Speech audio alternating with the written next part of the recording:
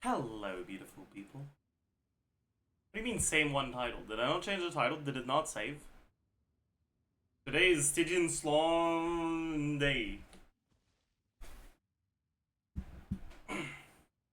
Which is what happens when STYGIAN Slaughter Day doesn't happen.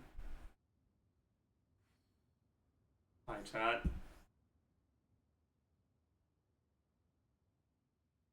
How are you today? Are you doing well? Well. Let's go grab some Serenity Pot currency. Last Slaughter Day for this rotation? You are right. Have you seen the Faker news? No, I have not. What is the Faker news? Also, Eeks posted his video yesterday for the...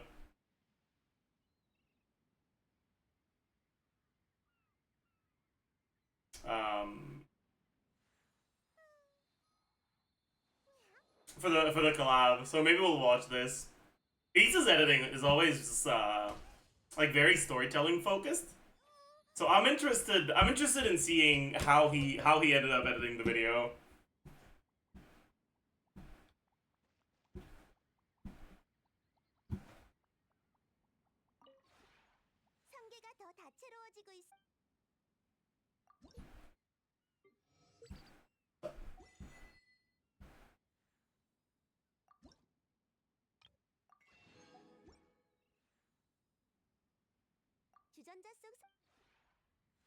Maybe that challenge was diabolical. It wasn't diabolical. It was entertaining.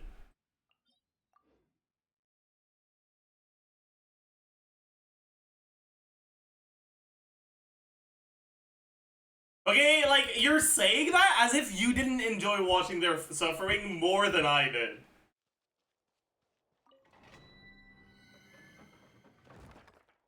Right? Because, like, it is an objectively fun thing to watch, but I have a little bit of guilt for the suffering inflicted.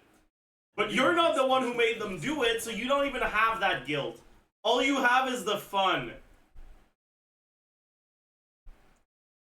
And it's all thanks to my sacrifice. I'm actually the one who really suffered, if you think about it. I had to feel bad about what I was doing.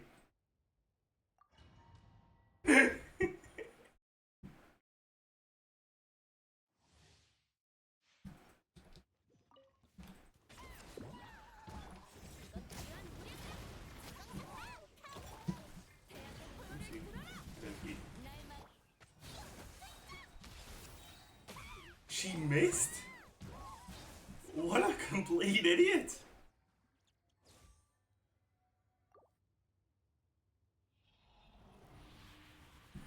Wow. Bench her? Yeah, maybe I should.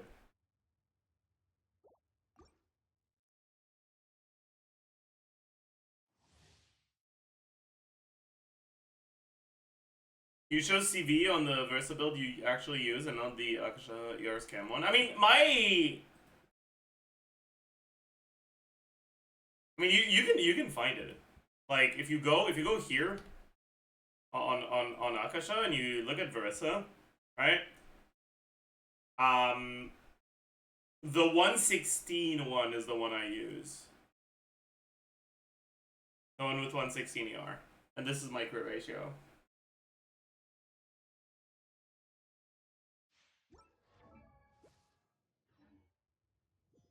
It's so pretty. Like the did you know numbers could look pretty? Because I didn't, and now I do.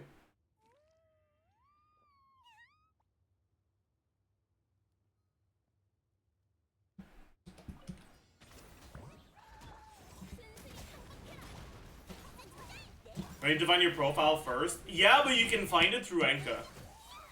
Like there's a button below Enka profiles that says open in Akasha.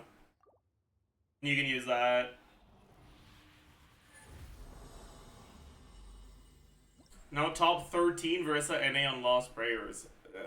Stop it.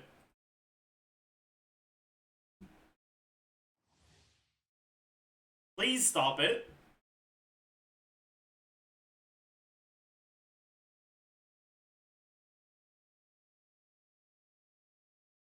Wait, 13 overall on NA or 13 NA? Wait. Okay, if it's 13 NA, we're still fine.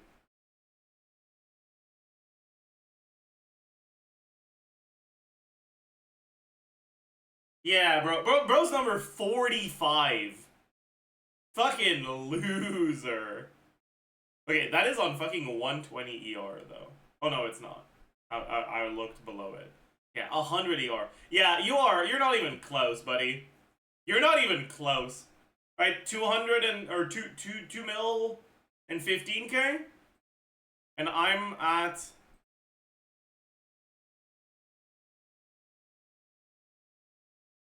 2.1 mil.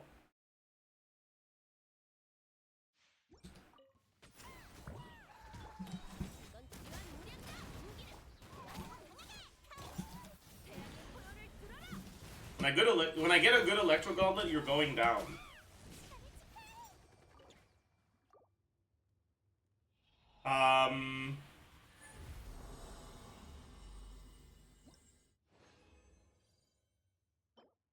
Well, when I get a good flower or feather, I'm going up.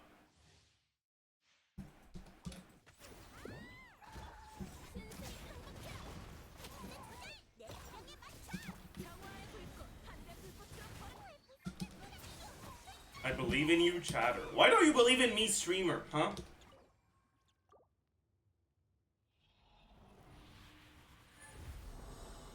Lol, good luck, friendly competition. There's nothing friendly about this. If you get ahead of me, I will ban you.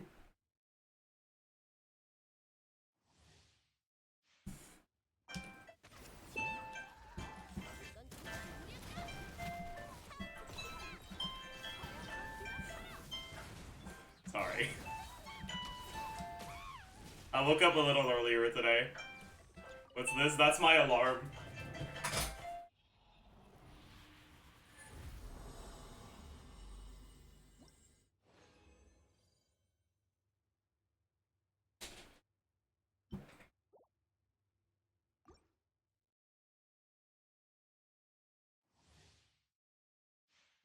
Just see, you need a new flower for the Shao build, and chat would cheer for you. You're actually so right, by the way.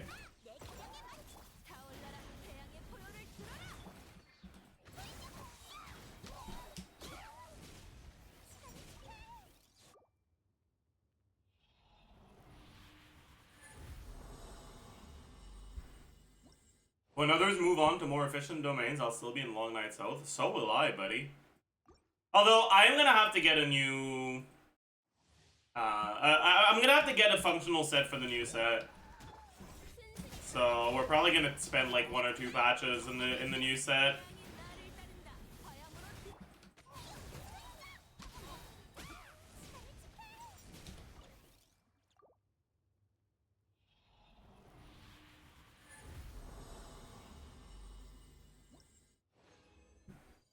Is there a Skirk leaderboard? Yo.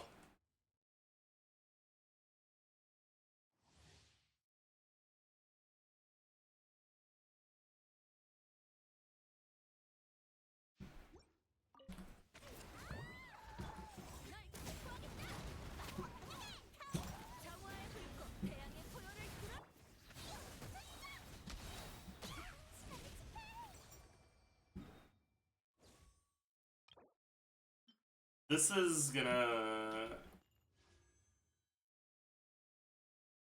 I want to keep it, right?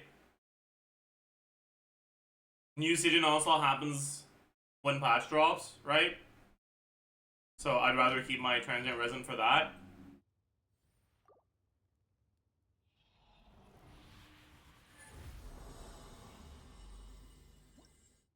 No, it's the week after? Oh. Oh. That's cringe.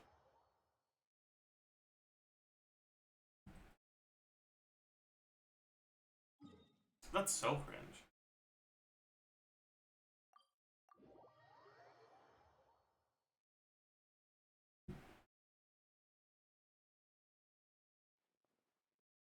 It's the Wednesday a week after the patch.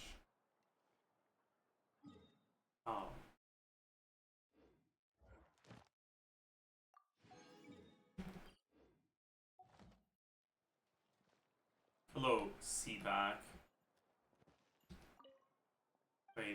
Why am I even talking to CPAC? That's the wrong counter.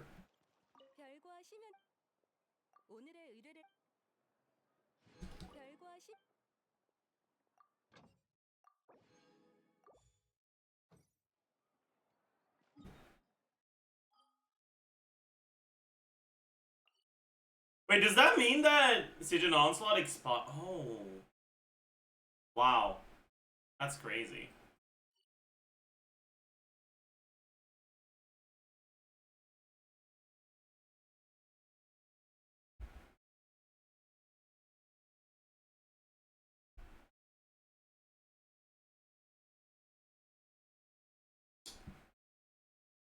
I guess the new one doesn't come out right after.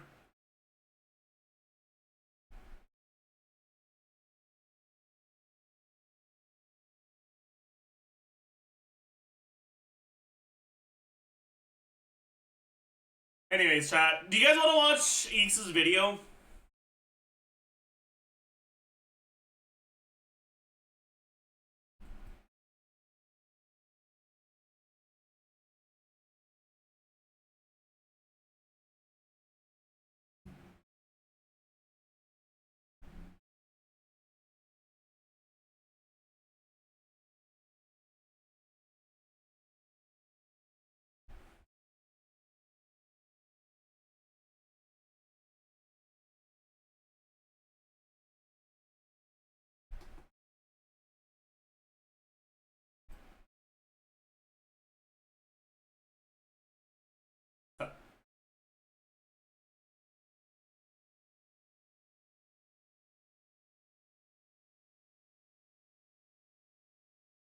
Sorry.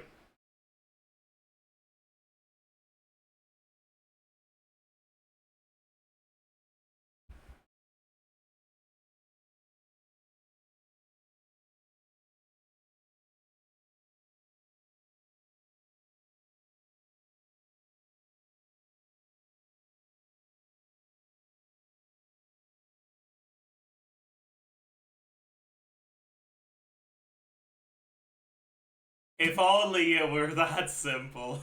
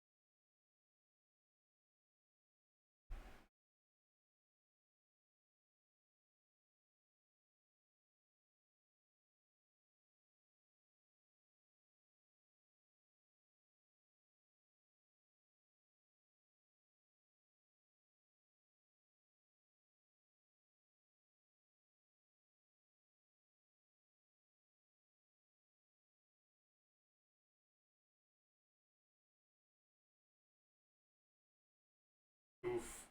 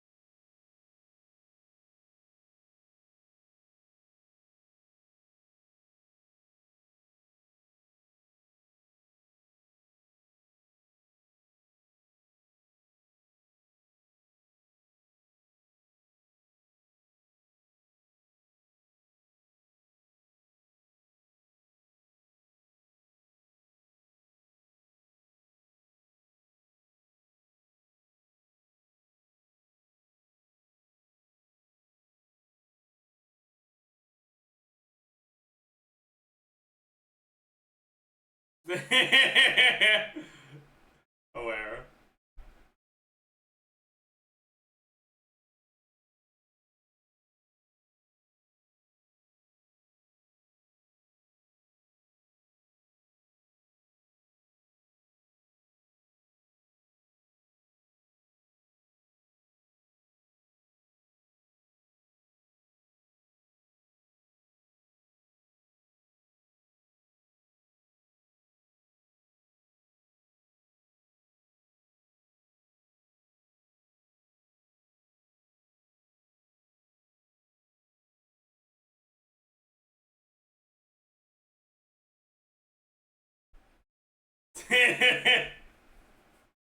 No! Accidental 5! Oh no!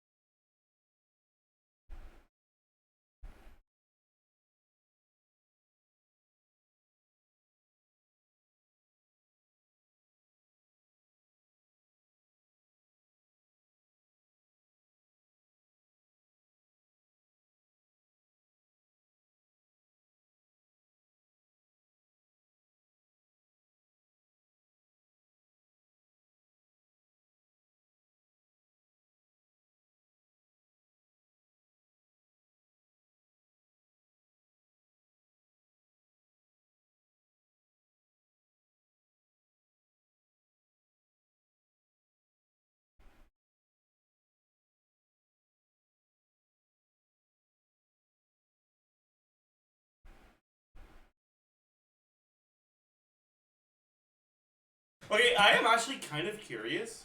What performs better? The Kokomi team that we were given? Or an equivalent Kokomi team that has the same build on everyone? C0 Kokomi instead of C6? But the Singto is actually given a level 90 weapon and an attack stance. What do you guys think would actually clear faster of the two? I'm not sure. I think it actually might be the Singto one. Probably. It's probably pretty similar, actually. Time to GC Civ. You're so right, by the way. This is exactly the sort of thing GC Civ was made for.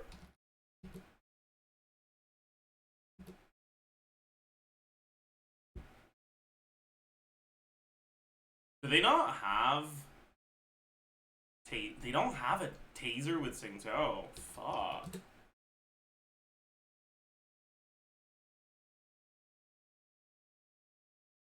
Well, I guess we'll look at Farina.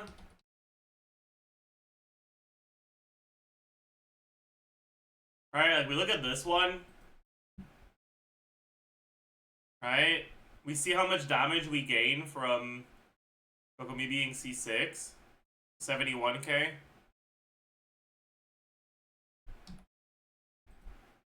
C6 Kokomi.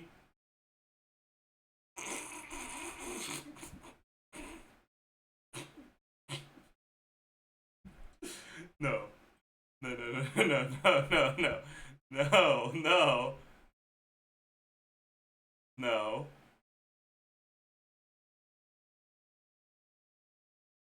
No. This one's 73k? G6 Coco.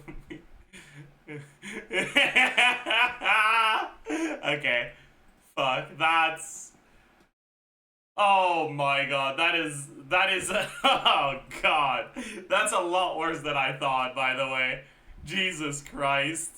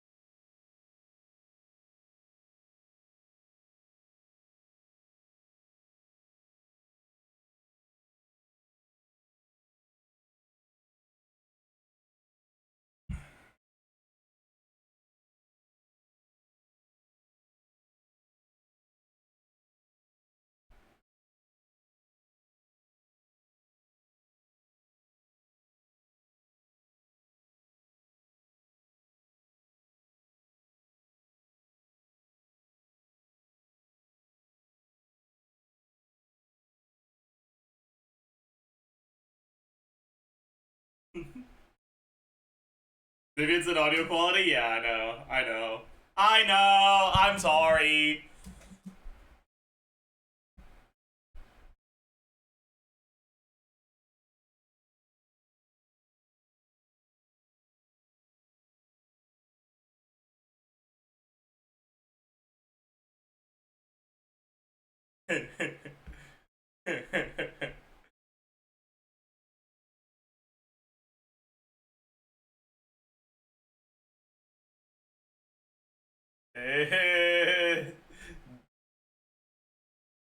Does he know?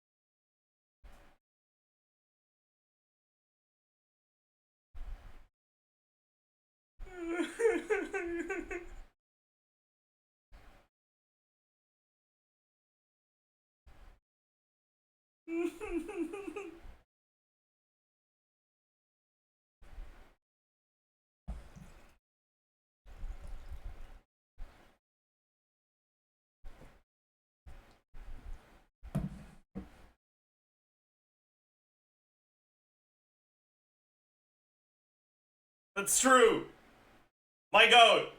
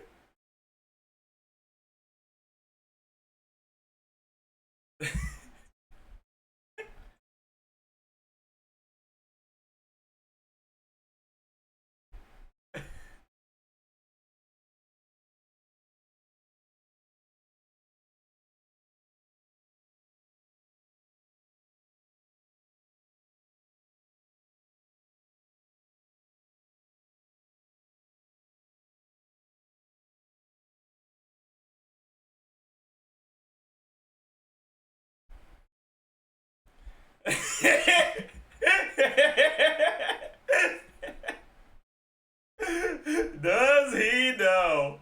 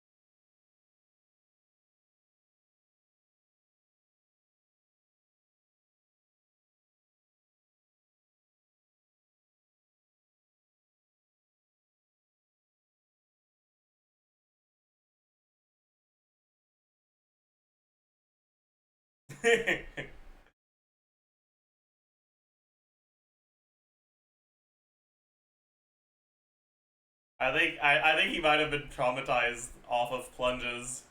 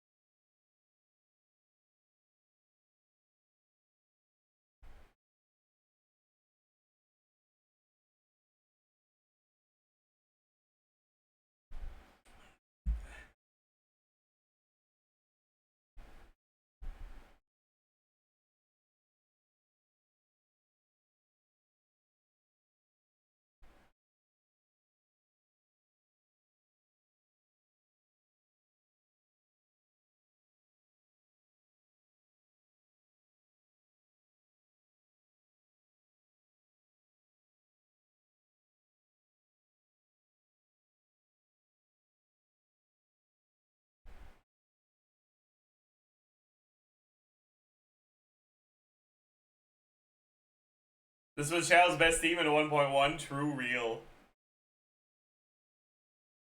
I wonder if that's true.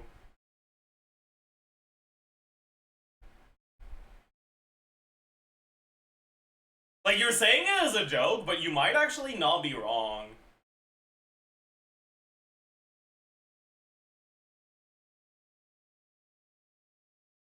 Xiao wasn't in 1.1? Oh. 1.3. Whatever.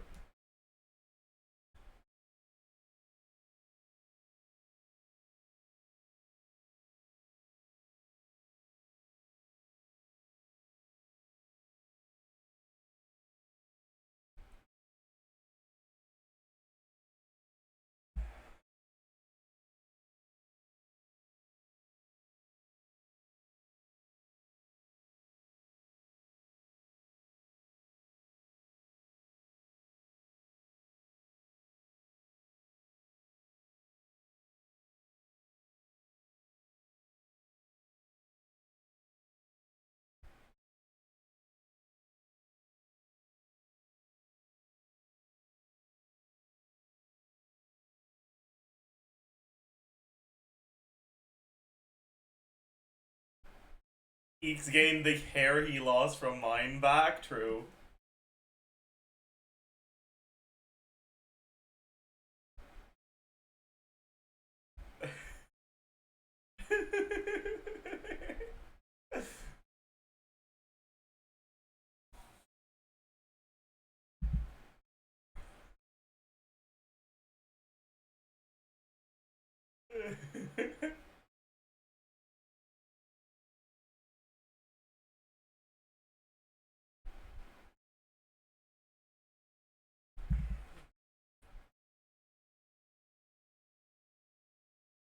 Bro lost his whimsy. Yeah, he's just like Nick, who lost his whimsy for a two-piece on Arlecchino.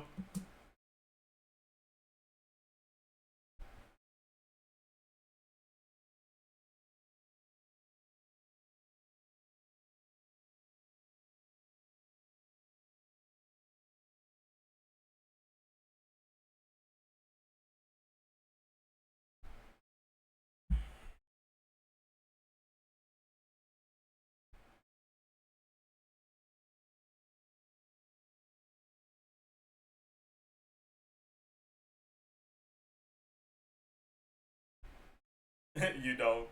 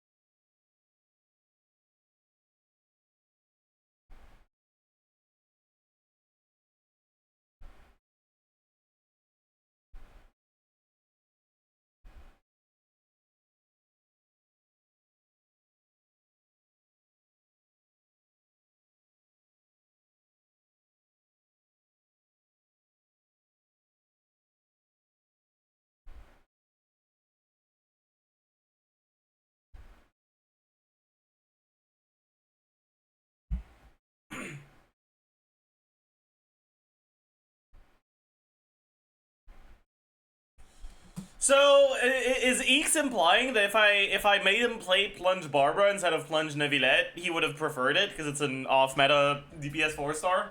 Is that what he's implying? Because listen, you want to go again on Barbara instead of Neuvillette? Fucking any day, Eeks, any day. My DMs are open. I'll build Barbara for you. I will.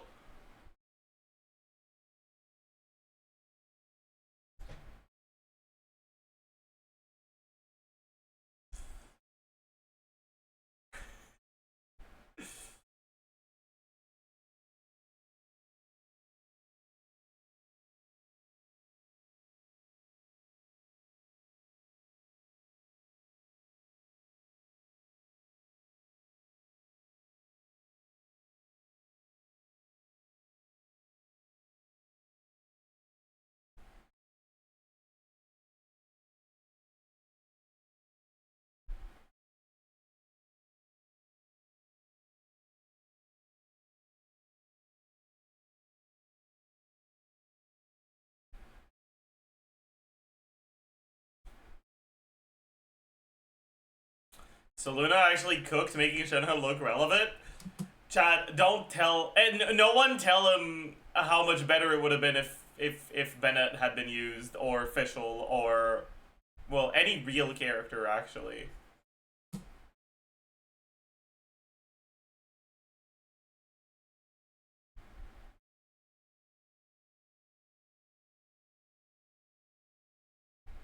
How are you gonna swirl cryo? Why would you need to swirl cryo if you don't have Shenhe on the team?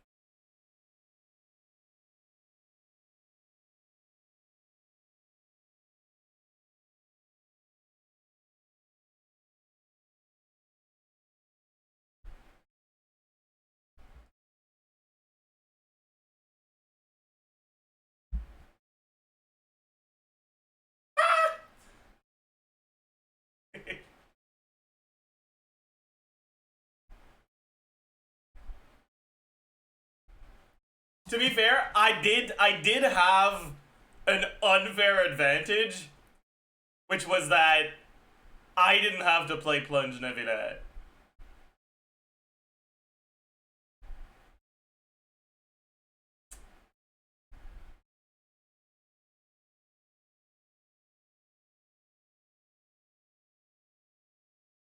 Although, I still would have been 3-0 if I did have to play it, because um because I got a 3-star clear on the hard chamber in like 10 minutes after the challenge ended. I logged back onto the account.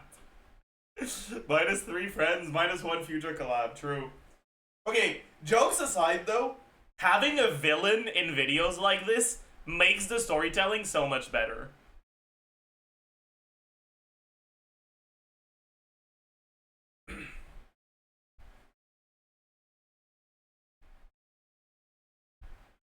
See, I was just thinking about everyone else, really. I intentionally took on the role of a villain, attracting hatred and scorn from everyone.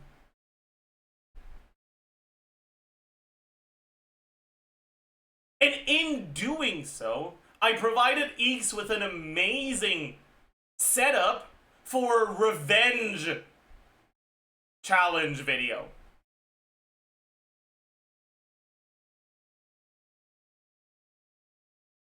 It's true.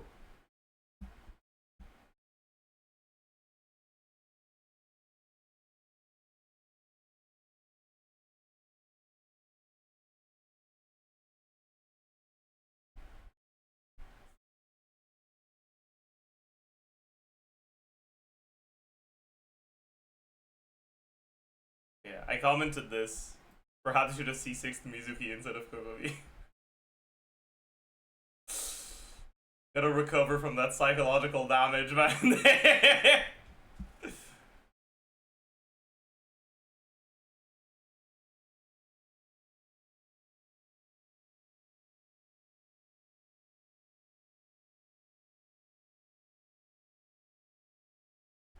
Eeks slightly off with a few trouts and mainly shows off what he likes. Zajef a war cry.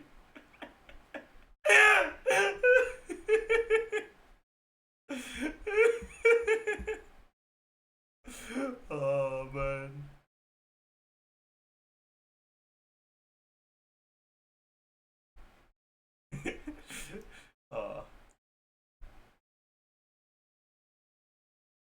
Cooked.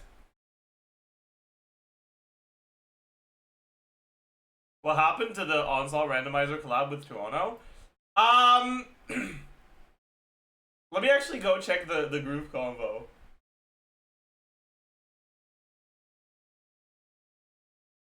Yeah, it's pretty cooked.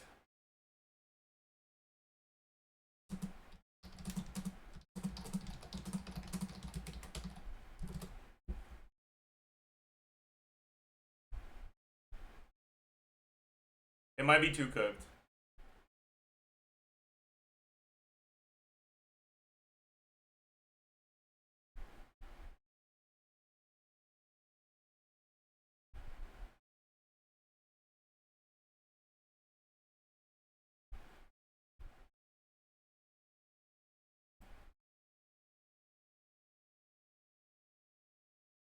No Nick tweet either. Dude, the thing was tweeting something that Nick decided.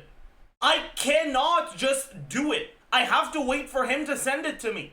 I've been asking him for it since the charity stream. Okay? That's not like the Undertale thing, okay? The Undertale thing, that's on me. I'm the one who's procrastinating on it.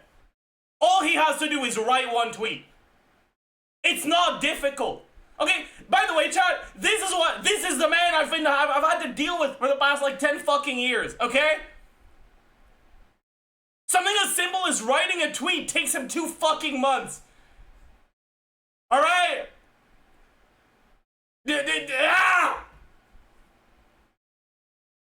Valid crash out? It is a valid crash out! But honestly, I'm used to it. This isn't the first time he's done something like this.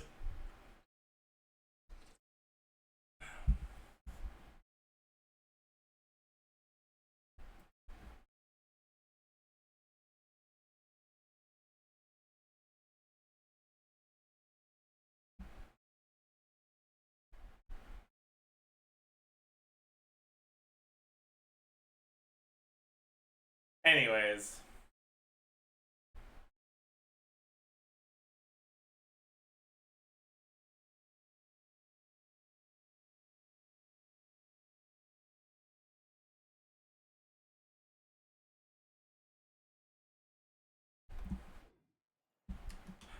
Maj. Is the Zajef nearing 40 years old? Please, I'm 25.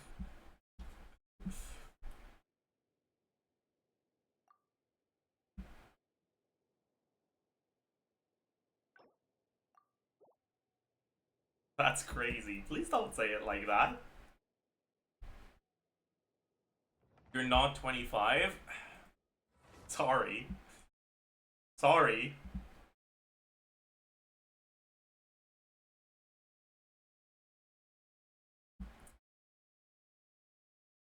Beard diff, yeah.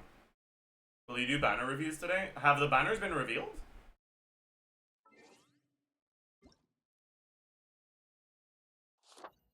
Oh! Ooh!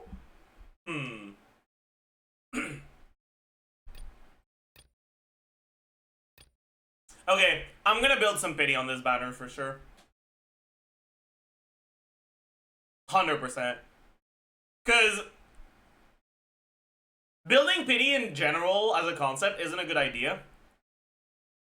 Because if you get an early 5-star, you're not happy with it, right? But in this case, I want to get Seatlali eventually. The reason I don't want to get Seatlali on this banner is because I still need a strong second side team. And I'd rather keep my primos so that I can actually guarantee a carry for my second side.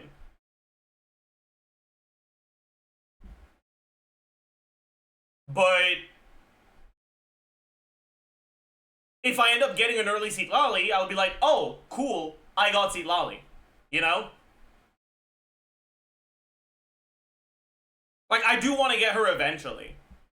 And the reason I don't want to get her now is because I don't want to spend a lot of primos on this banner. But if I end up getting her early, then I didn't spend a lot of primos on this banner. It's a win-win, right? Either I get it really early and I end up with Seatlali, or I don't get it early and I end up with copies of useful 4-stars.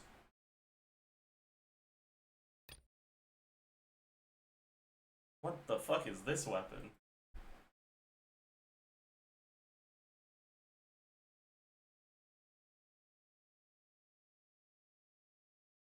That's sturdy bone, I see.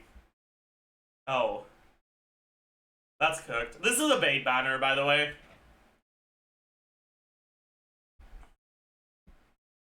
What a bait banner. Yeah, maybe we'll record the banner review today.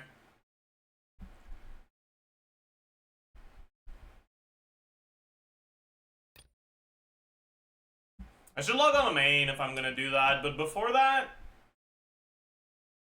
is it convention day today?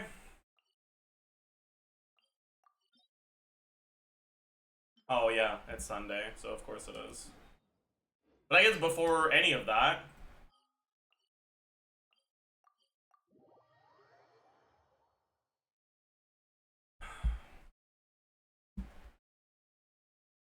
Mountain Bracing Bolt seems kind of mid-bait for Inefa. Inefa does... Mountain Bracing Bolt is the one that gives you skill damage, right? It's bad for Inefa.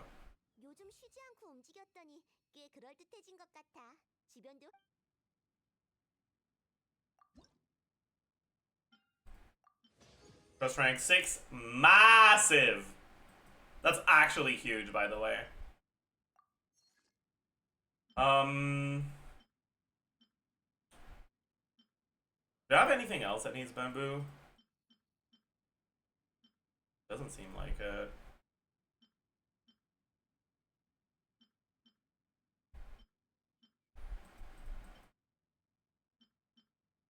I want things that don't require too much conversion.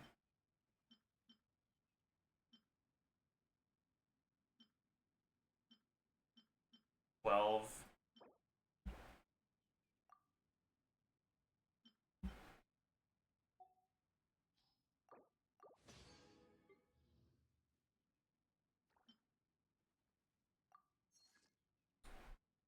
$12, $12, $12, $12, $4.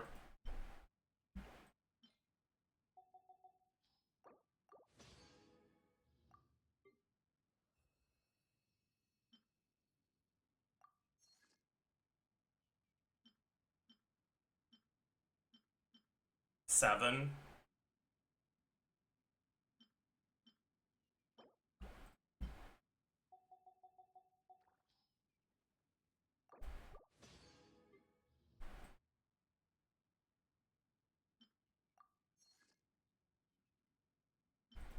$8, $7, $6, $6, $6, $4.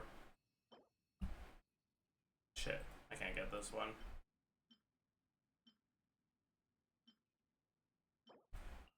Can't get this one either. 4. I'm gonna have to go just farm some wood, man. That's what I need to do.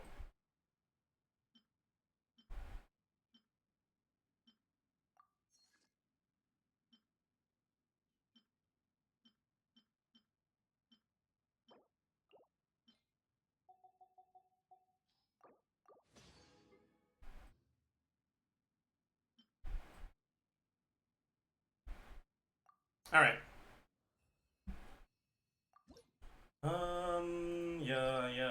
Yeah. Flame rewards. More recipes, but more importantly than that, we now have Trust Rank 6, which is the requirement to be allowed to purchase transient resin. Huge.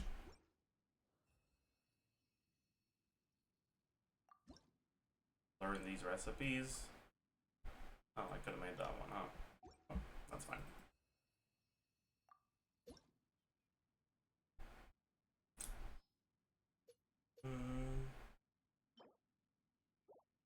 Okay. What does any of these matter? I guess one more companion is nice. Stored currency doesn't actually matter too much. As long as I remember to log in properly.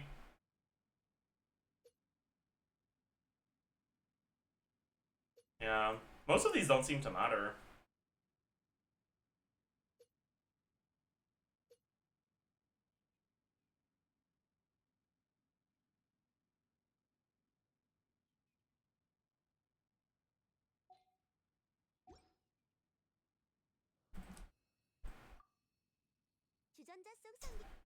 More levels is more space. I mean, I'm not full on...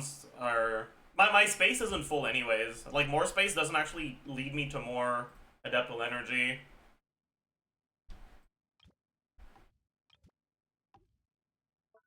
I have enough space for everything I need.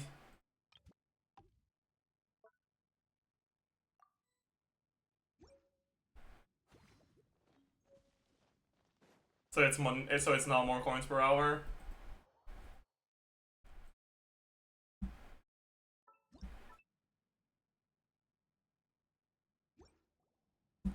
I do want to reach 12k, but I can't reach that now. Alright.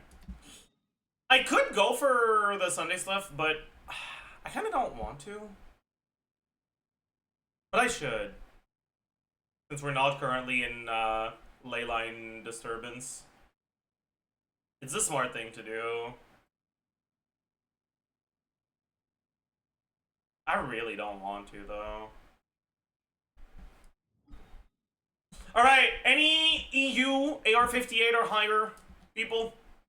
I can invade to kill some papilla.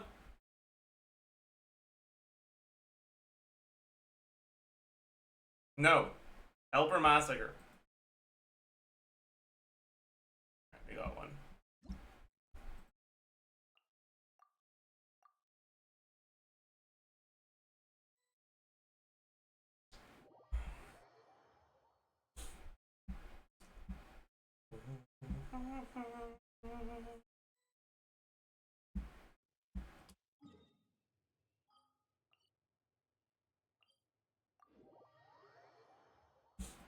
One day I'll actually be on when you ask that, true.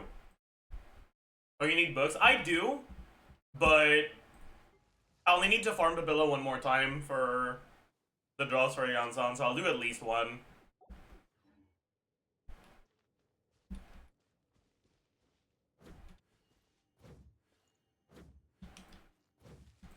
What is little bro doing?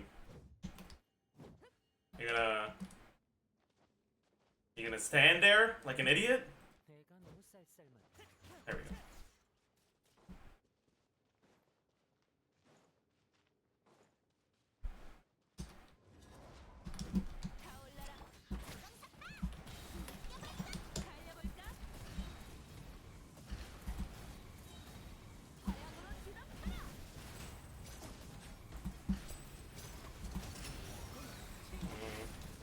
Oh, we got it in time. Nice.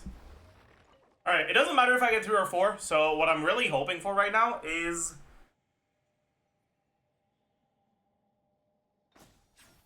Pyro Chunk or Gemstone or a good artifact. That's what I'm really hoping for. We got an Electro one. That's unlucky. We already have enough Electro ones.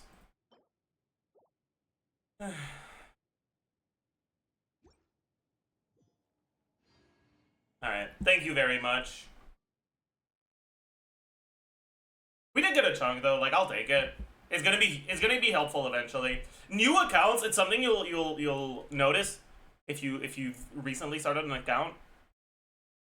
New accounts run out of stones. Right? Like they really do.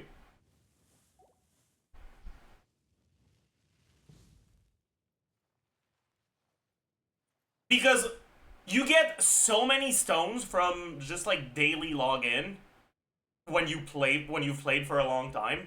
And I think a lot of people don't realize just how many stones they've gotten from daily login.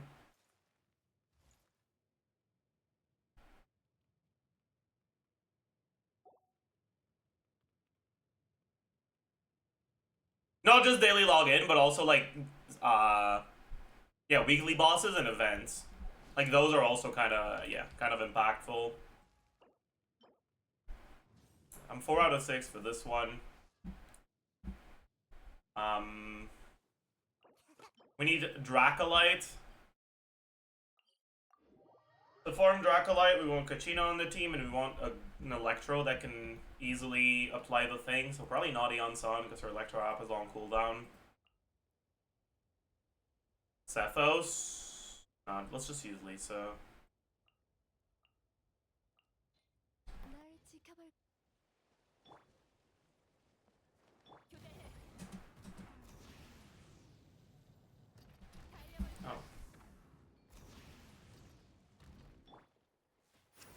Fuck you.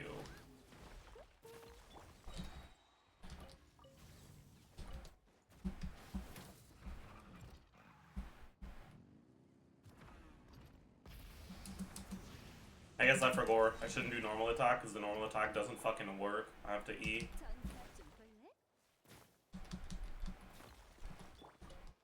And also have to try to target something other than this, the actual thing I want to break.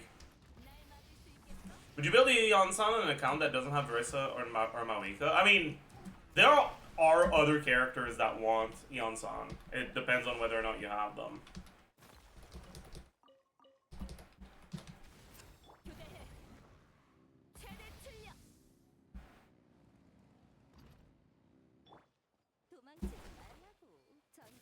Bro.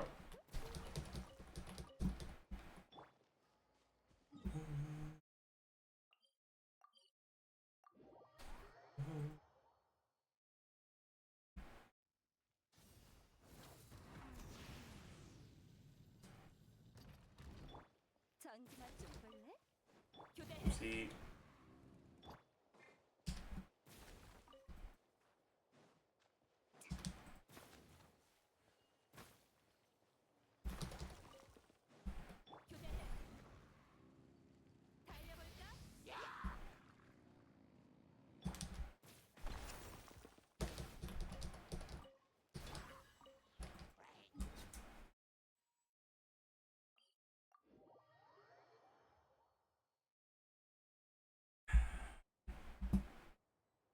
Alright. Yanson's Mindful attack also breaks it. Yeah, but her skill cooldown is real long, so I don't want to bother. I'll go to Yansan here, though, because it lets me play a character that is not level 20. You know what? I should actually just kill this, shouldn't I?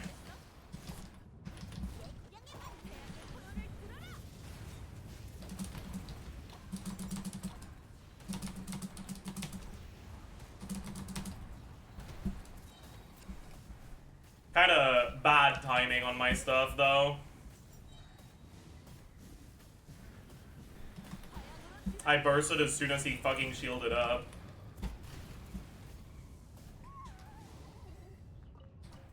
But it's okay.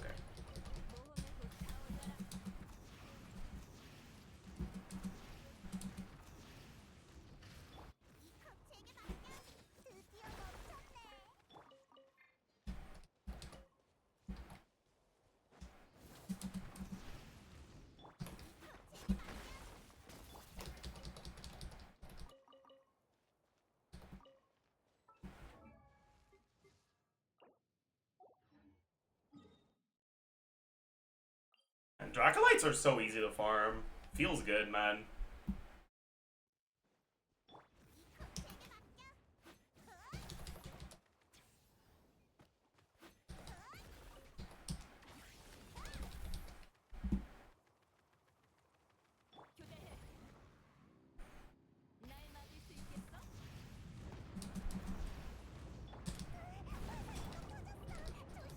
Alright.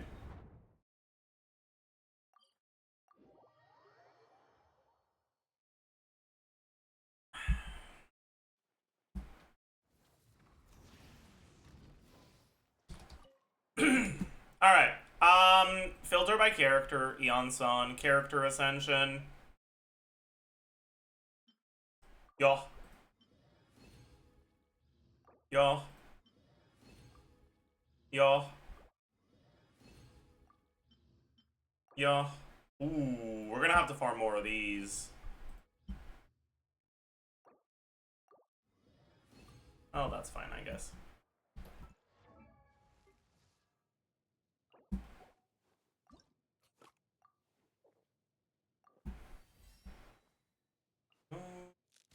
We ascend yet again. And that's our second our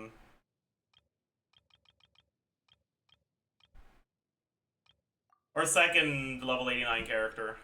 Our first non-MC one. Is level 90 necessary? No. But My builds are sus. And my teams are sus.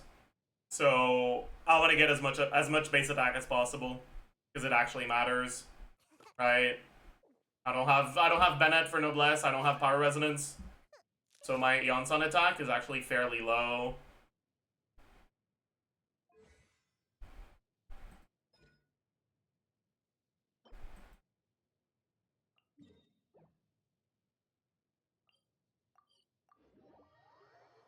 Am I really? I just realized, am I really, like, Omega unlucky on the fucking boss drops? I never noticed for the Arlecchino ones. Yeah, I got, okay, 6 of these, 5 of these, 0 of the one I actually need. Okay, dude. Actually, no, that's not true. I got 2 of them, because it's already level 8. But still, that's kind of fucked up.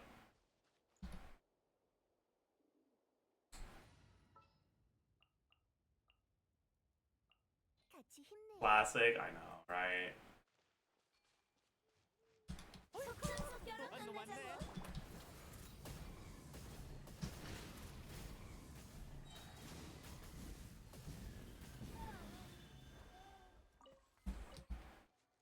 Alright. Oh, I should probably go kill the local legend ones as well, right? Where are they again? If I remember correctly, there's one somewhere around here. I think it's here. But it's kind of gonna take a while with this team, isn't it? Maybe it's not worth it.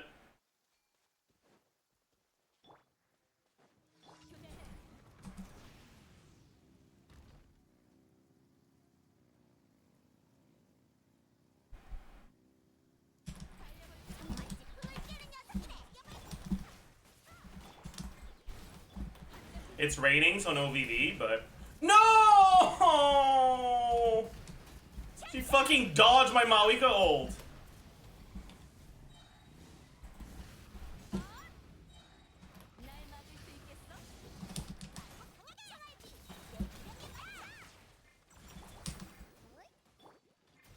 Please don't dodge it again.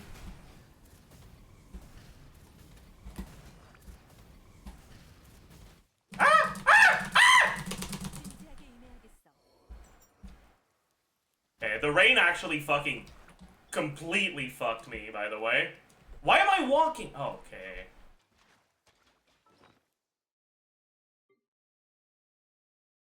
Stupid game.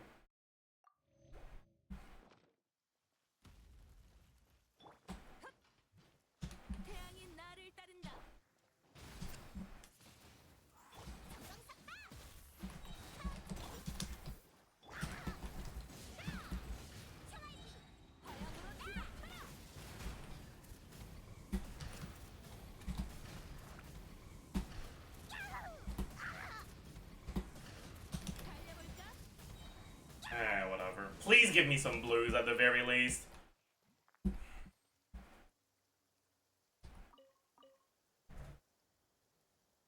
An exercise redeem. Let's do it.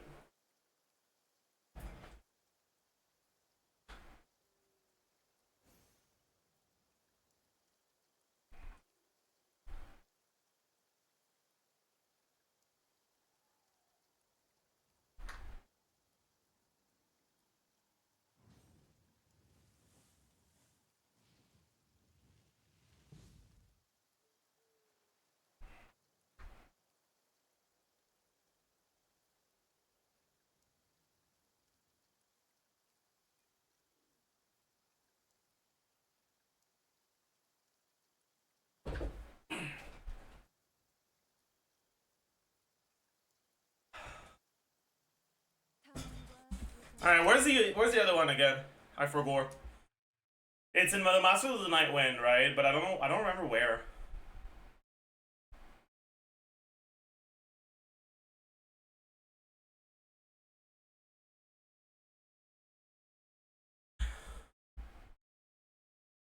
Leftmost CP on the path? You mean this one or this one? I think it's this one, right?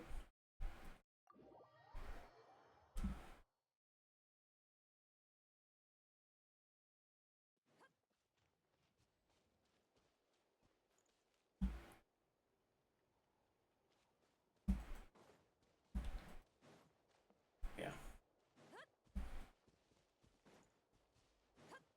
Not raining this time.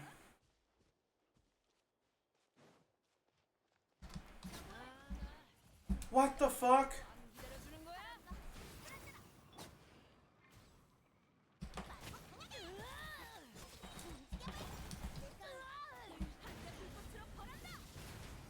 What?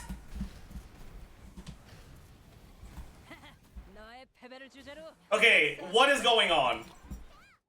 What was that? She didn't even dodge it, it just didn't do damage. She was invulnerable for some reason. What? I didn't know she...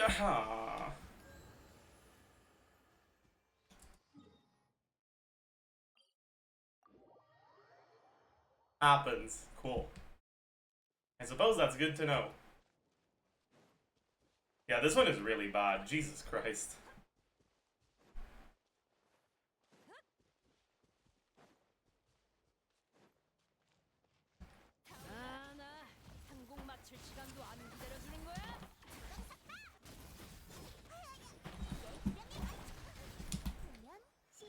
Please don't iframe this again.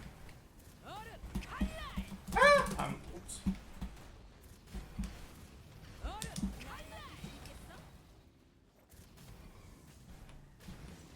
What the fuck? Even what is even going on here?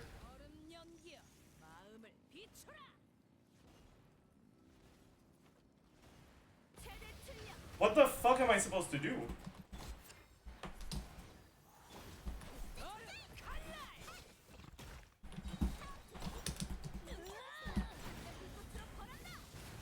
I think I'm supposed to use the local legend, but or not the local legend, what are they called? I don't even know what they're called. I know it, the Ictomosaurus, but where the fuck are they? Like I clearly need to like throw these at her, but where are they? No? No? Okay, never mind. I guess I'm just an idiot then.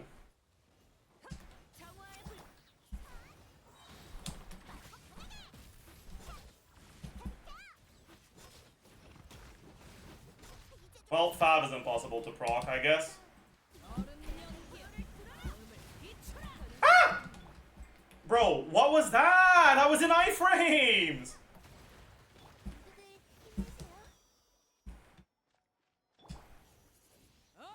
Oh, nice. Sick, dude.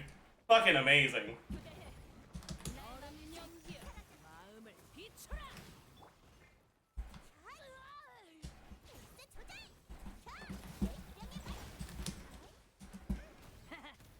Okay, I hate this game. This enemy is actually just fucking cringe as hell. Like, it dodges everything, it fucking... Yeah, okay. I died mid-iframes, and it iframed my ult. This actually might be the most cringe enemy in the game. What the fuck?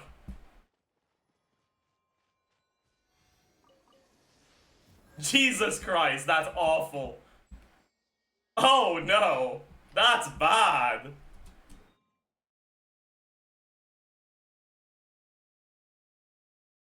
Anyone want to fucking come and kill it for me? Any whales? Is Lolo Magi in chat?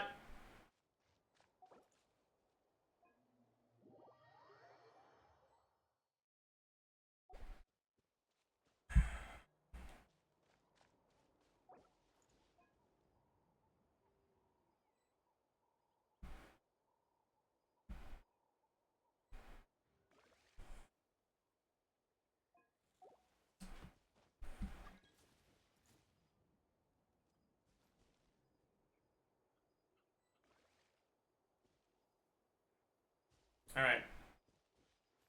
Come.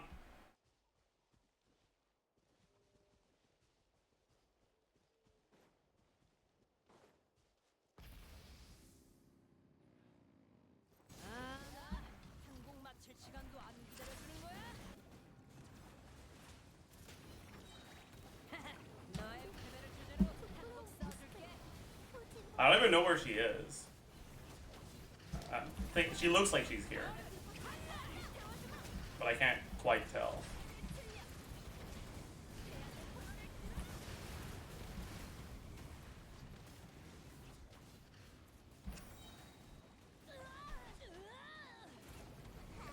see damage numbers, but I don't see the enemy.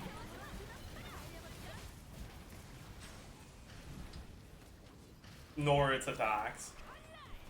Anyone know where the... Okay, she... there, I see it now.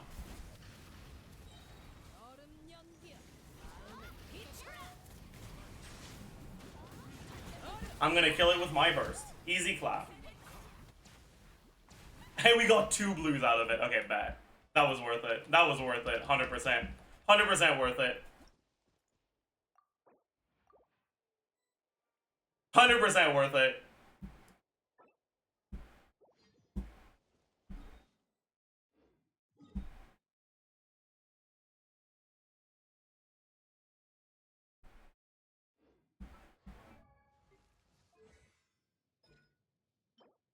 Have I done this week?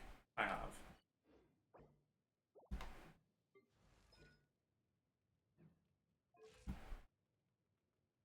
I really don't care about doing the fucking things today, so I'm just gonna... Okay, actually, what do I want to prep for next? What's the next? IT. That's not the next one, right? This is the next one? Yeah.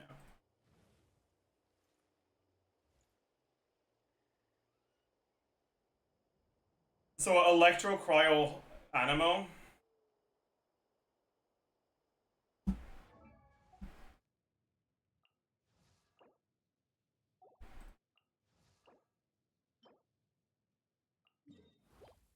Swanee doesn't drop Pyro Stones.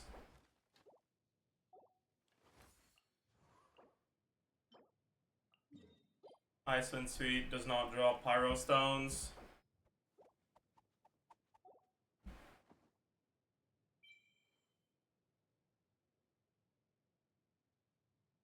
Yeah, so I can't prep for that then. Actually, yeah, no, because these definitely only drop. But I could prep like a little bit more in advance for this one, and I'm gonna need these for Bennett when I get them anyways. I could preform Fischl, but I'm pretty sure Fischl ascends with these, and that's obviously not Spyro Stones. Right now, I wanna do a boss that drops Spyro Stones, ideally, to reduce the amount of dust I have to use when I level my Maoika.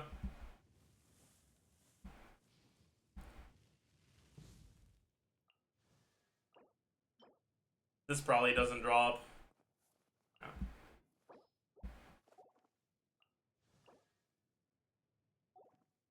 Same boss, right? Yeah. This also probably doesn't drop Pyros. Yeah. Have we done weeklies? Yeah.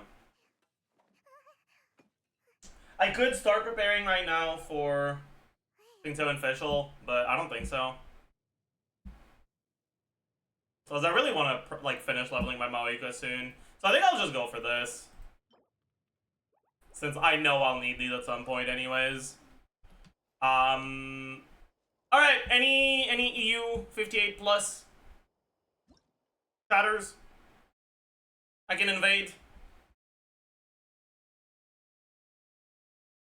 I'll get off banner Bennett, trust. Fuck.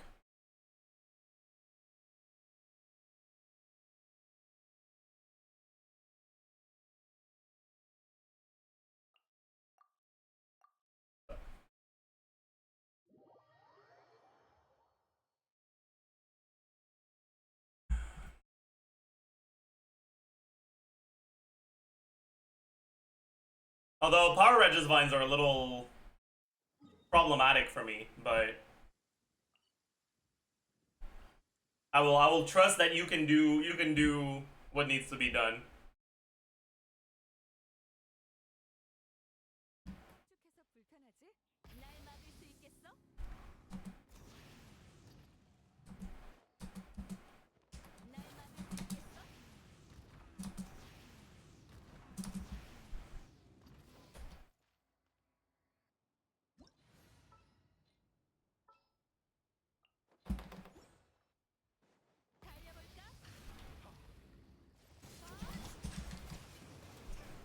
Oh, that looks like a C6 Nebula. I get a feeling you don't need my help. Bro did a manually charge attack. That's hilarious.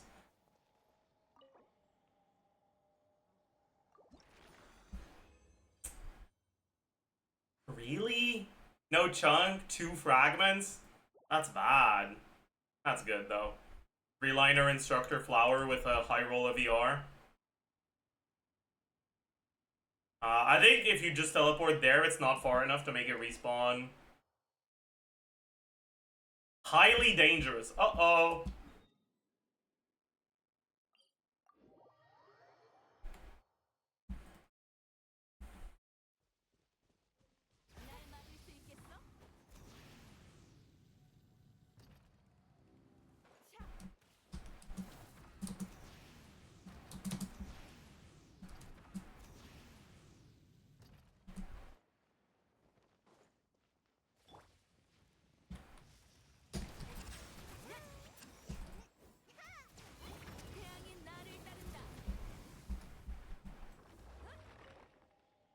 Chunk!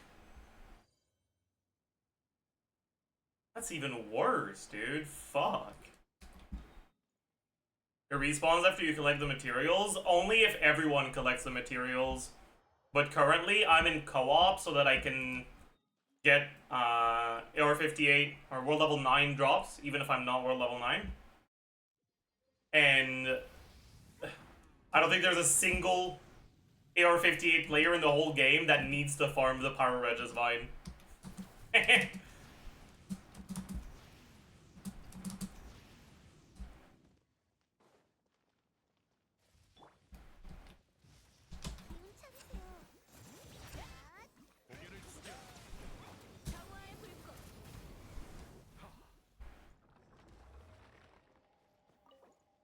Alright, last one. Can we please get a chunk? Or even a gemstone. Make my day. Okay, we got a chunk. I'll take it. Oh, a chunk and 3 fragments. That's 2 chunks. Sick. So we're actually pretty close now. Alright, we have craftable 4. I think that's close enough that I don't mind. Actually, you wanna carry my ass for the local legend local legends in your world? That would actually be quite helpful too.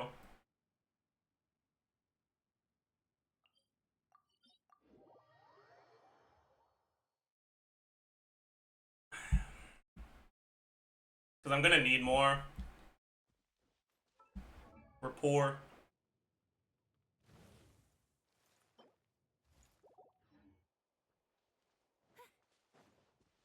We actually might need more people after this, though.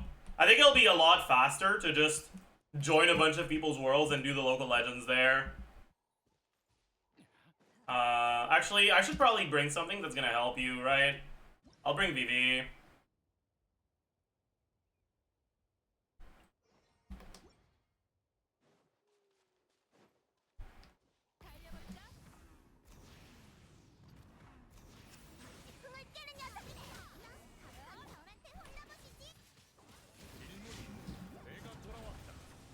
I don't think I VV'd Hydro there, but it's fine.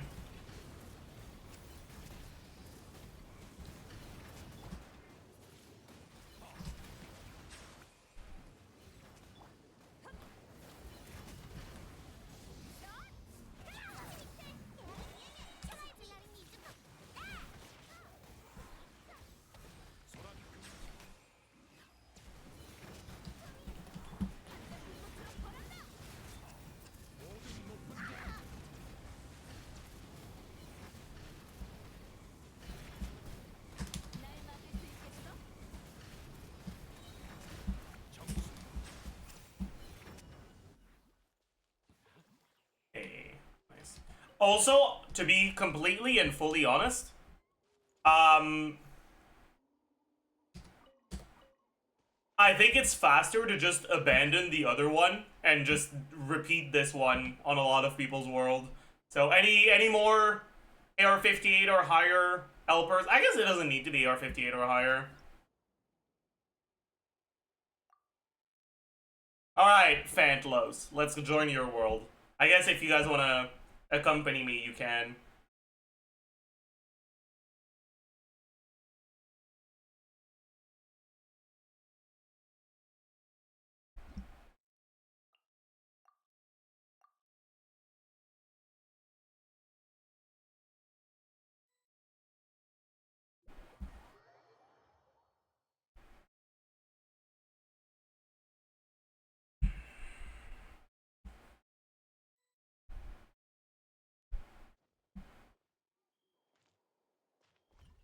I bet.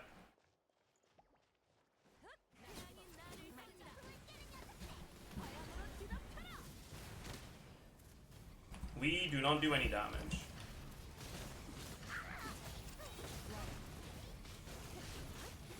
I don't see it. Oh, it's here.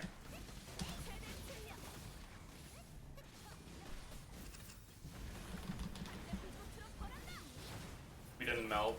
Cooked. We have like no damage.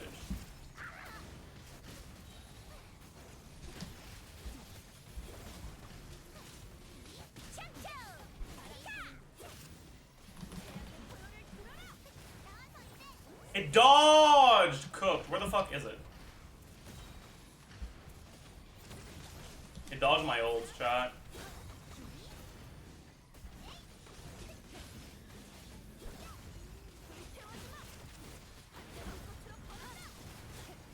Did it dodge it again or no? I don't think it dodged it this time. I just didn't do enough. Ah!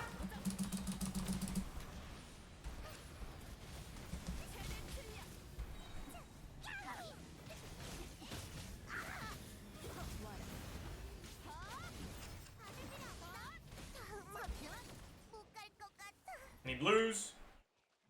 Woo! 20 whites. That's crazy. Alright, who's next? We already have enough for this, but we don't have enough for the talent levels after that. Alright, surrealism. Let's go for yours next.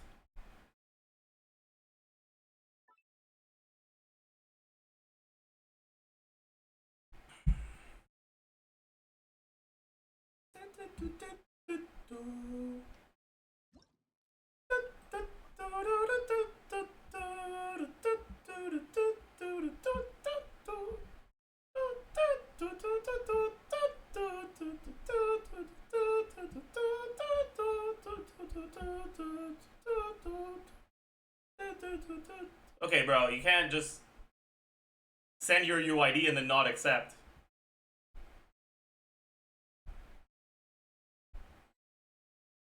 Okay, anyone else? Help, I'm lagging. Ain't no way.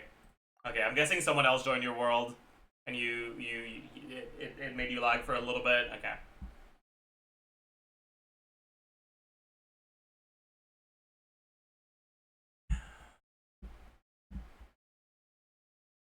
Okay, you gotta already be there though. Be smart, be efficient.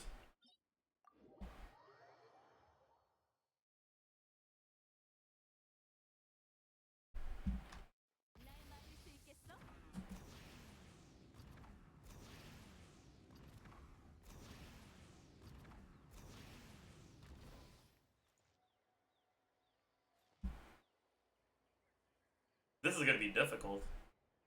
Bro's on official.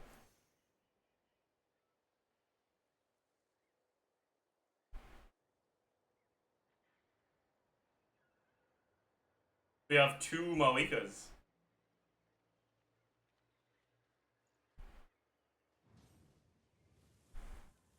We will not have enough application, but that's okay.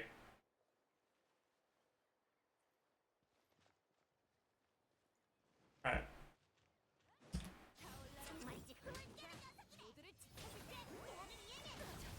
Oh.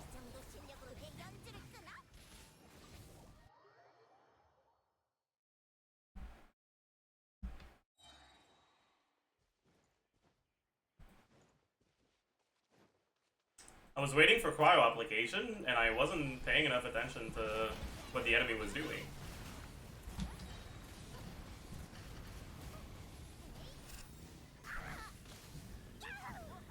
I guess Lali's there for the shred. It's not completely useless.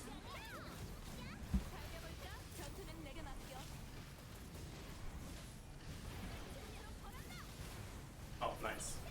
First missed.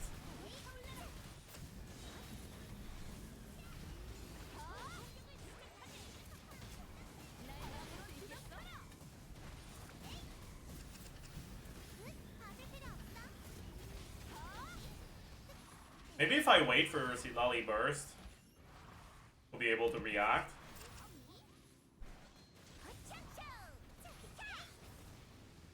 Yeah, no, I don't think so, actually.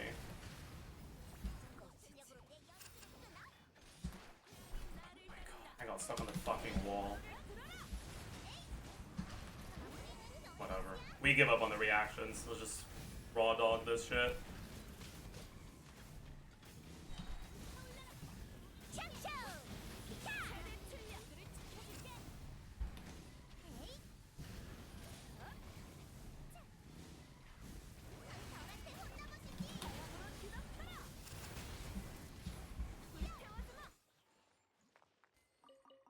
Alright, who's next? Alright, biggest Farina fan on earth. Let's go for yours.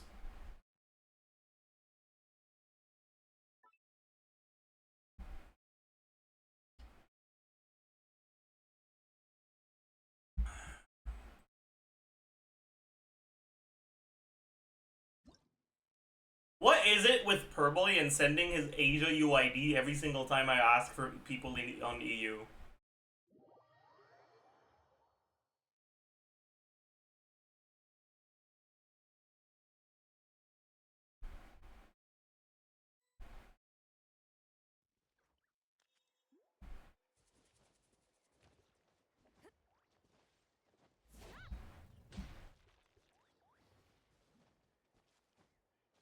It's a lot of hydro.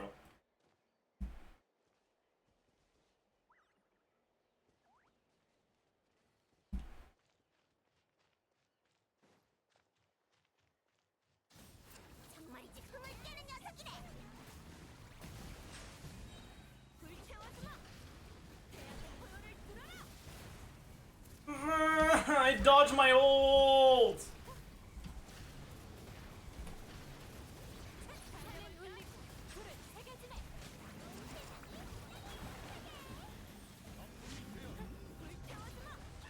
Wait for it to fall. I don't know where the fuck it is. Okay, it's here. I think this is gonna hit, right? Yeah.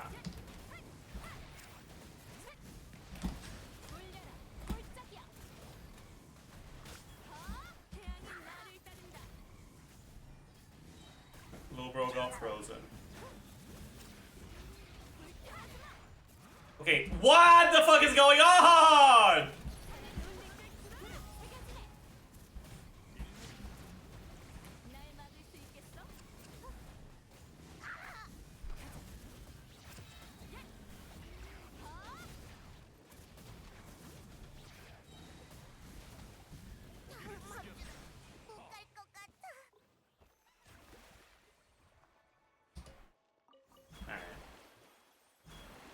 Next, let's go for Andre Dark.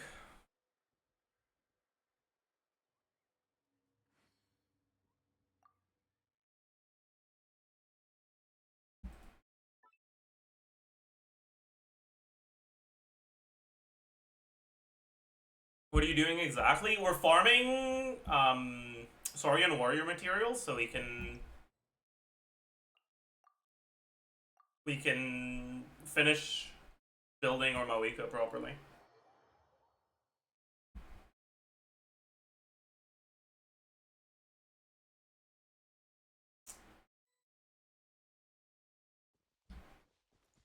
What is this fucking Yumeglorb Glorb doing? Alright.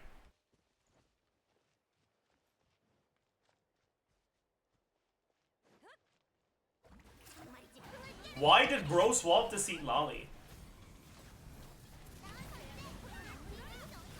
Can't wait to start shattering instead of reacting.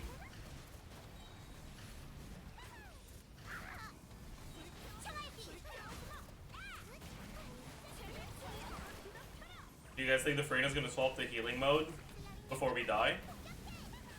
Okay, we're not gonna die actually.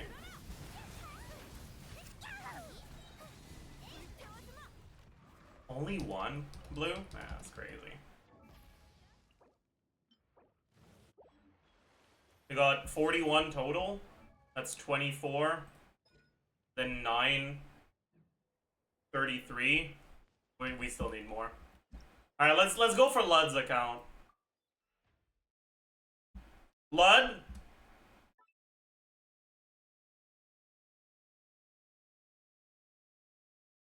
I will be judging the results, by the way.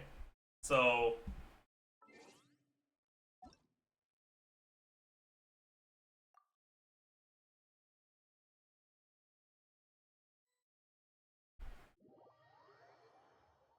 you better carry me. Otherwise, unmodded. Why the fuck are we here? Oh. Because we're... I see. Why did it spawn us inside that? What the fuck?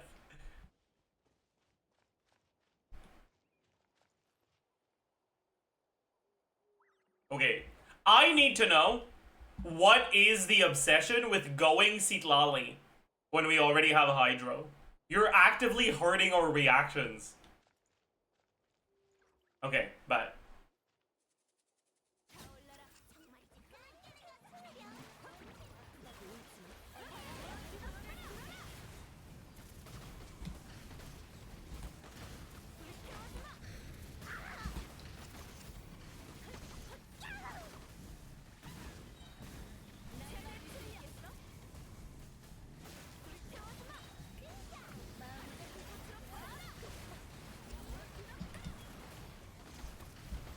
Oopsie. My input didn't work properly.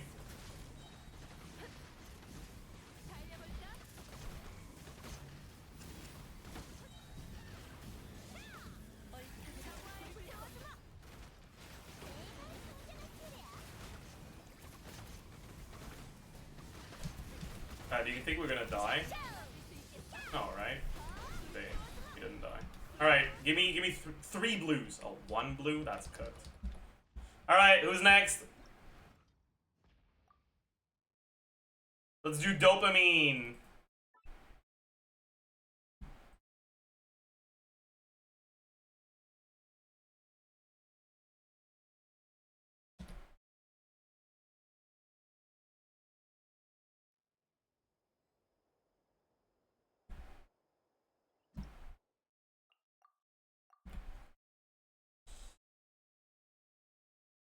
We need... how many do we need?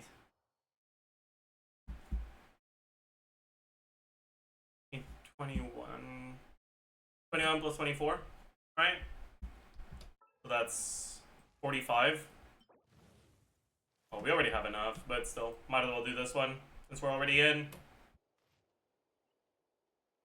Holy shit, a chivalrous team without having to ask people to do anything in co-op? That's crazy.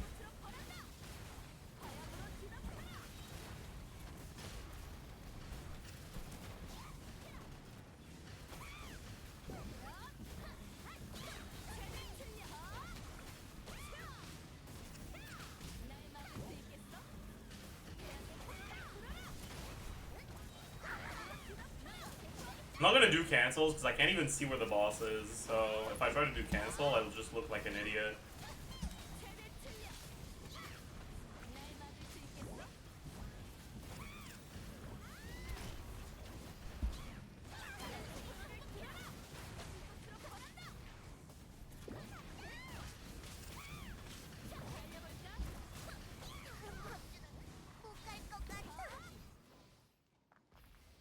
We got 2 blues. Alright, thank you all for the help.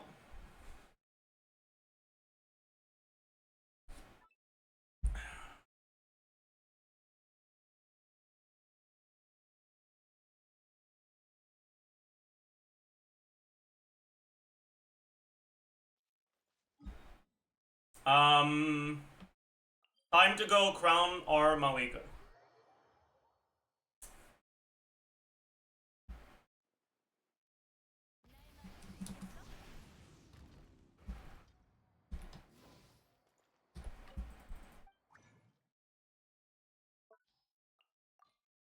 character ascension.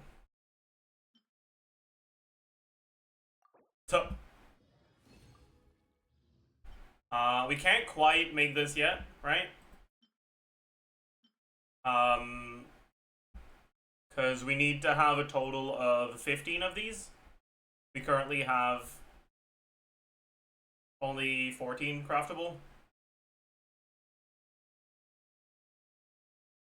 Right? But we have 2. Well, we might as well do this directly, actually.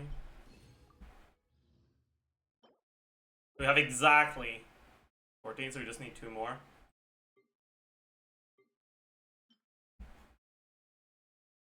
Or 6 more of these. Animal ones can wait.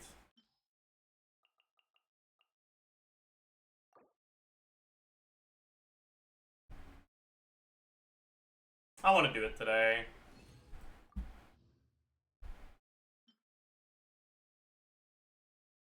Oh, I need 3 more. I'm an idiot. I can't fucking math. Because I only needed 1 more of these, not 2 more. Oh well. It is what it is.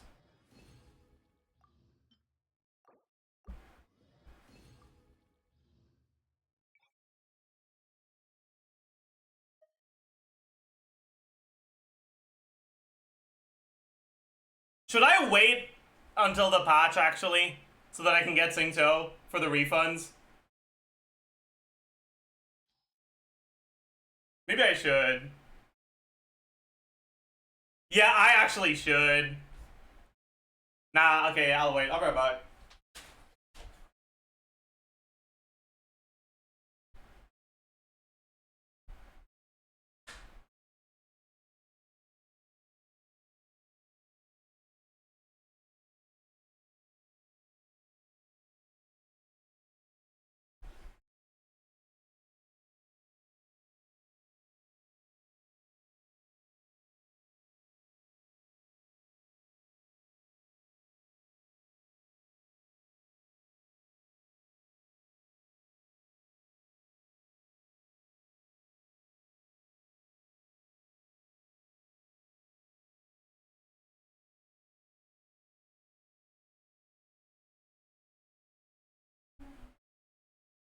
I'm back.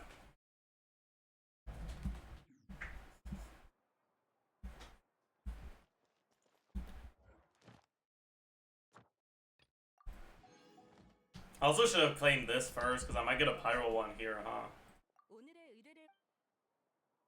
It wasn't Pyro. That's fine.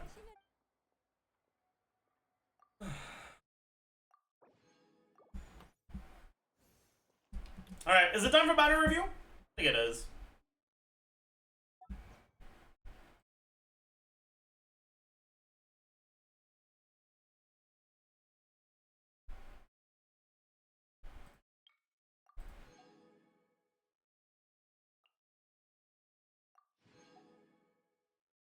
Wow, crazy.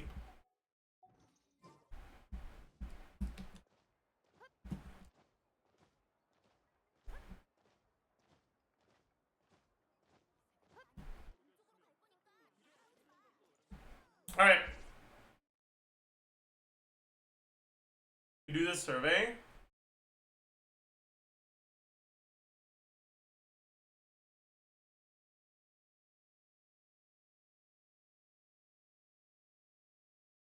Alright, sure.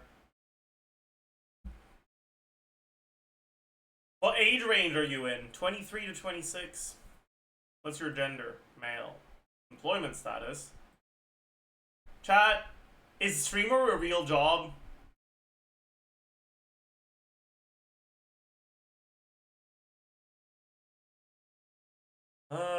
I play on...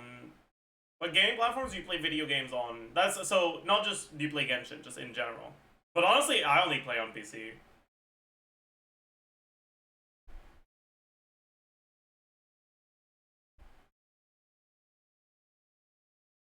I have a Switch downstairs, but ever since they fucking patched Twitch out, I'm cooked.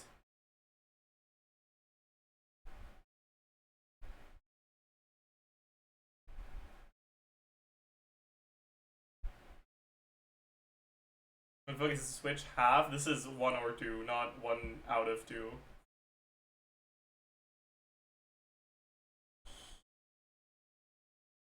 When you first started playing Genshin Impact, if you had 100 points of effort to spend, how much would you have allocated to social content with friends?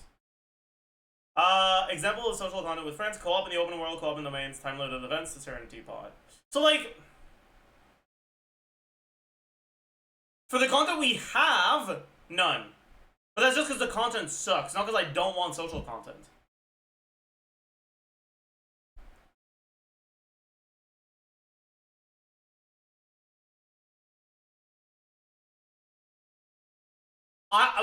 For me, it would be this if there was actual content.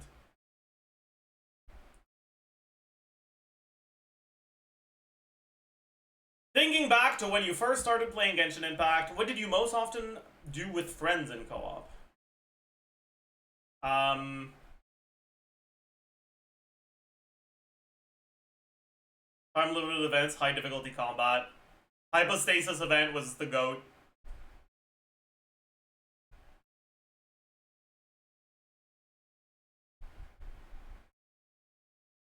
Oh, select and rank 3 with 1 being the most frequent. But I didn't do any of the other ones, so I'm not sure. When you were first able to play co-op in Genshin with friends, what kind of experience were you looking forward to, or were you looking for the most? Teaming up to challenge high difficulty bosses. Yes. Wait, forming a fixed party to do raids and events. Wait, fuck!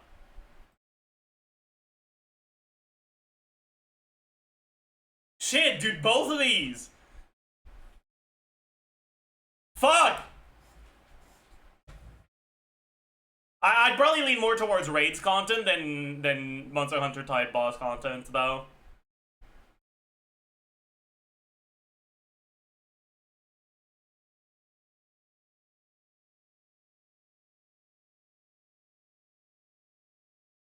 How important are the following aspects to you in an ideal co-op experience when you first started playing Genshin?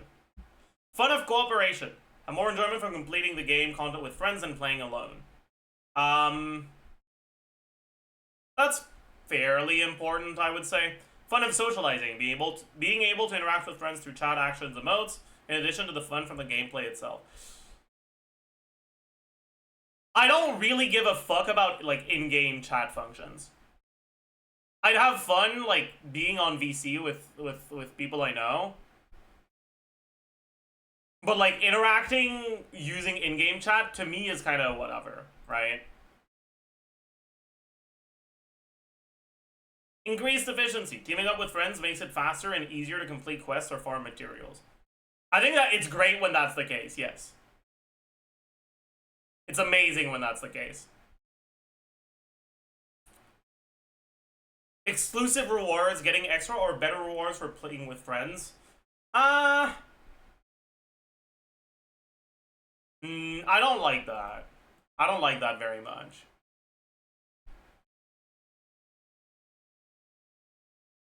I like it when there's strong co-op incentives, but you're not forced to do co-op.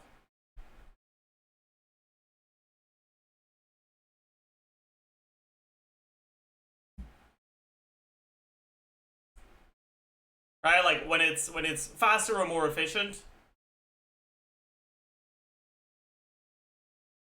to do co-op stuff, that's a strong enough incentive that I don't think it needs, like, exclusive rewards. Customization and showcases. Being able to showcase my well-built character, outfit, and achievements to friends, I don't give a shit. Convenient communication. Having an easy-to-use in-game chat, voice, or ping tools. Ooh, voice. I don't know about in-game voice in games, though. Like,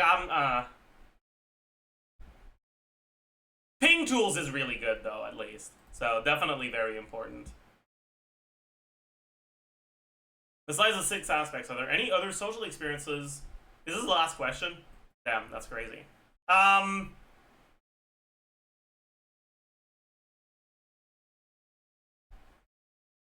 Any other social experiences that were not mentioned but you consider important?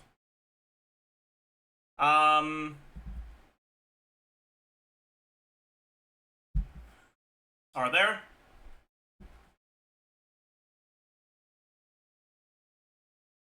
Not really, no.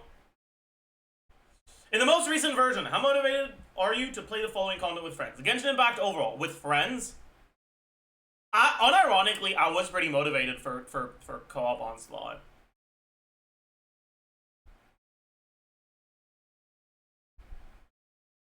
Actually, I would say very motivated if we include the new account stuff, where like it was actively necessary for me to do stuff in co-op. Open world and world quest, not at all.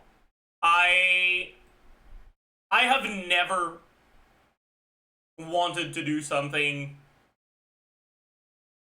related to exploration in co-op. I think there's no upside. I don't think it's more fun. I don't think it's more efficient. There's just no upside. Domains, time-limited events, casual multiplayer,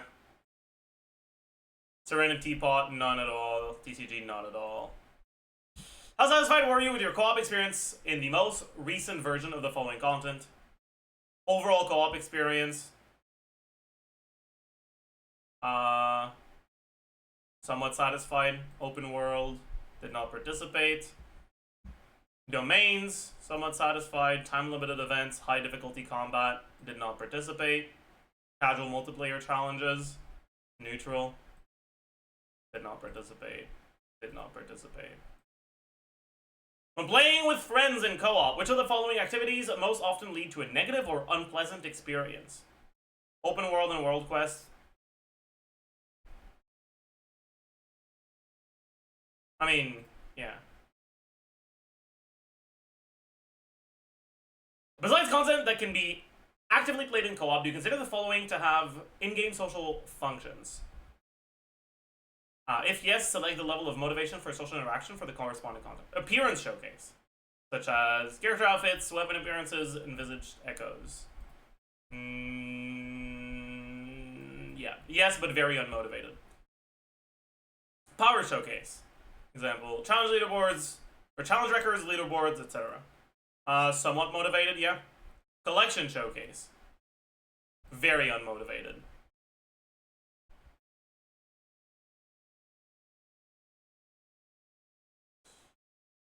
When you are interacting with friends through the following content, how satisfied are you with the social experience? Appearance showcase, don't give a shit. I guess I should say I'm neutral, though. It's not that I'm dissatisfied with it, it's just that I don't care. Power showcase, collection showcase, I don't care, whatever. If the following types of leaderboards or records were added to the game, how would you display them? Skill-based. I mean, it already is visible in Akasha, but sure, visible to everyone.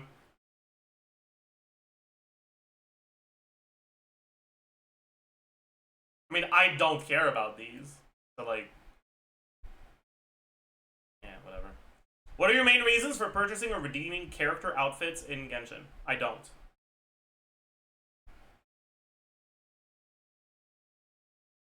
There's literally not even an option for I don't do it. That's crazy.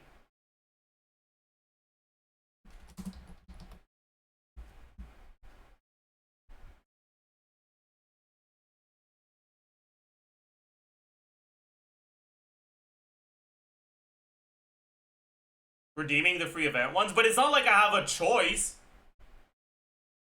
I click on the shiny button because it's shiny.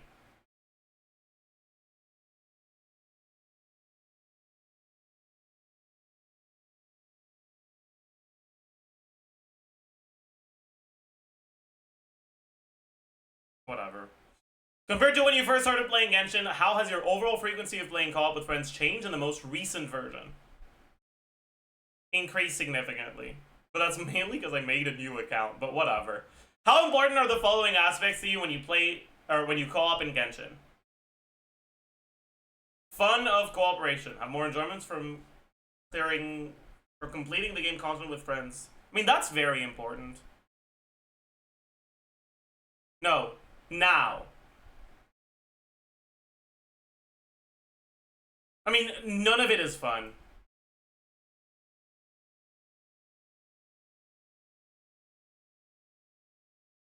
None of it matters.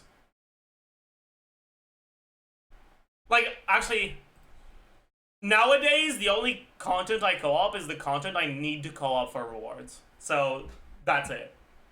That's literally it. I guess technically this one, too. So that it doesn't take me 3 hours to farm more my Ascension materials on my week on the EU account. Have you played any games where players have a lot of freedom to customize their in-game avatars? I mean,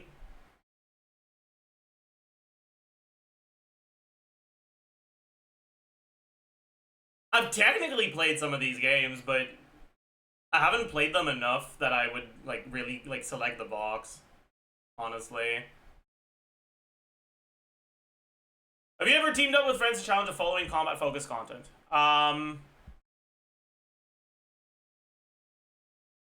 I did do the specially shaped Saurian research. I did do Trail of Behemoths. I don't think I did co-op Realm of Tempered Valor, and I did do co-op Siege Onslaught. We participated in the Reminiscent Regiment Reigman, nice, Frenzy event. That's the, yeah. Yes, I only played with friends, right? Like, I played with some of you guys, but that's not random match players. But that's not friends either. You guys aren't my friends. So what's the accurate? That's accurate. I guess here you would count more as friend than random match player. How would you rate the friend co-op experience of the Reminiscent Reigman Frenzy event in the following aspects? Overall co-op experience.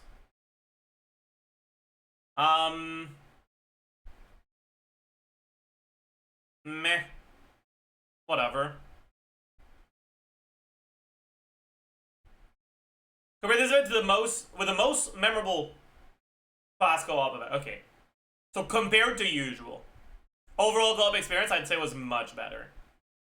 Pre-battle strategy was pretty bad. In-battle cooperation... Actually, no, it was really bad. In-battle cooperation and fun. That was actually fairly fun. Post-battle sense of accomplishment. It was whatever. Looking ahead, what do you think of Genshin Impact releasing more content suitable for co-op and socializing with friends? Strongly looking forward to it. For the future co-op content you might be interested in, how appealing would the following types of gameplay be to you? High difficulty cooperative challenges. Yes! Please! Open world exploration. I don't mind if they do some, but they need to do it well. And I'm not optimistic. Casual social places, I would not participate at all. Casual competitions, such as friends-only leaderboards or for fun competitions, that could be fun, yeah. Player, team versus team, combat. Like, real-time battles in specific areas or mode. That's not really the type of multiplayer content I like. I've always been more of a co-op PvE enjoyer over a PvP enjoyer.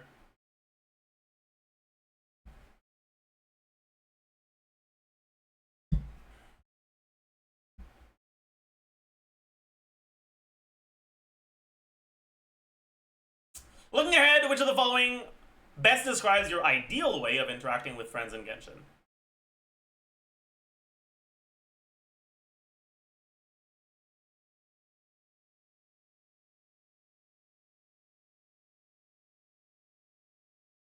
Create fixed small squads and make it convenient to quickly team up and interact with a few regular friends.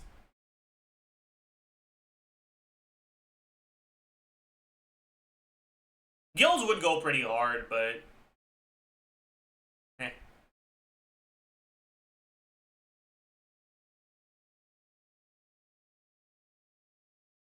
I would probably play the game more with this, but I think the game would end up in a healthier spot if they focus on this sort of content. So I'm actually gonna click on this, even if I'm lying. Do you have any other feedback or suggestions regarding the current friend co-op content in Genshin Impact? Yeah, I suppose I do.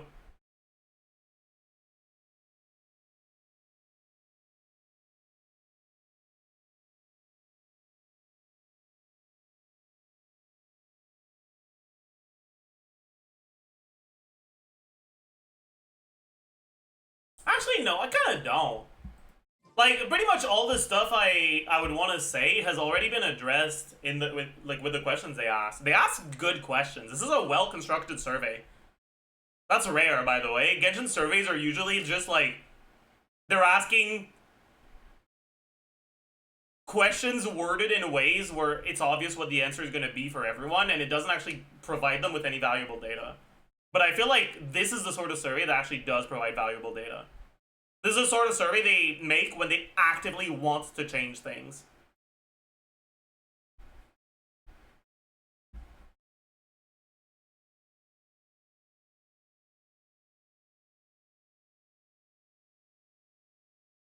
Why are you guys saying kloogie as if we don't, like, already know they're making UGC content?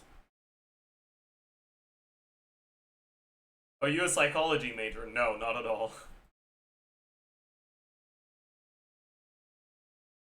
But I was a math major, and my favorite part of maths is stats.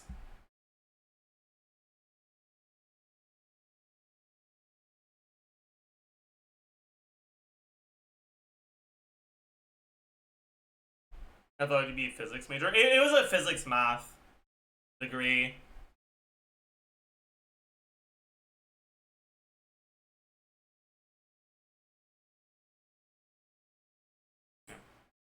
Alright, survey completed. Pog. Is that the...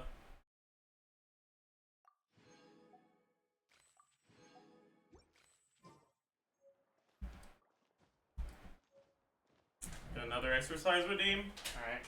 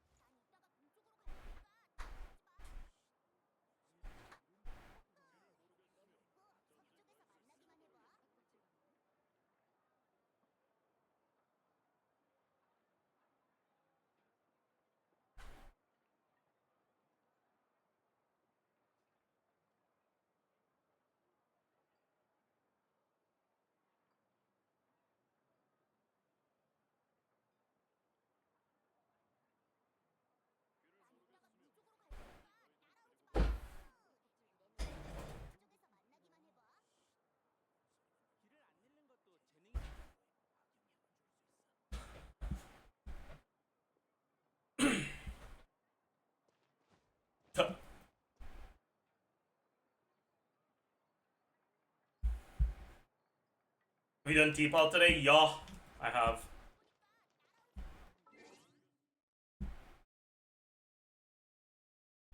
Yeah, Rig. I don't do like exercises on stream. I do them off stream.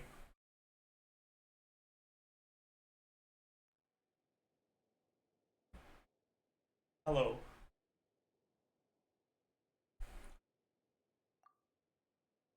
I can't. Can you send it in chat? I can't be bothered opening fucking stream elements so I can copy paste the link.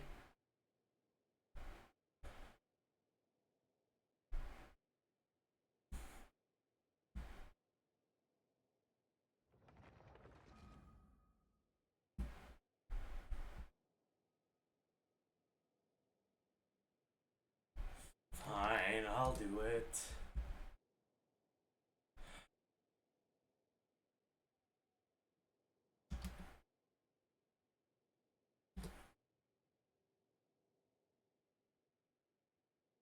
Wait, no, it's not Stream Elements, it's Stream Labs.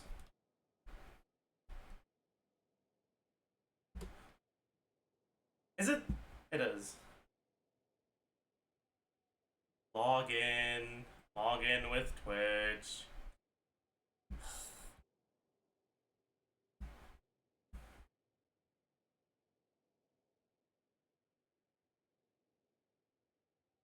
Alert box. No, that's recent events.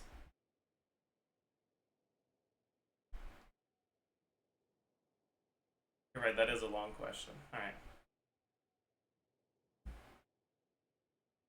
Hello, I'm very new to Genshin, but I've played other gachas extensively. I'm very sorry to hear that.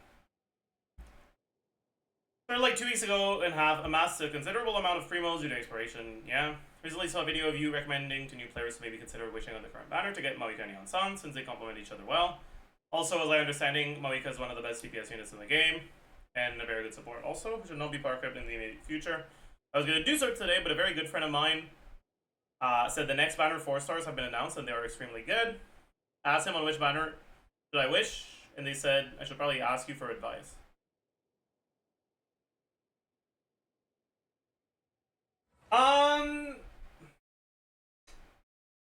Okay.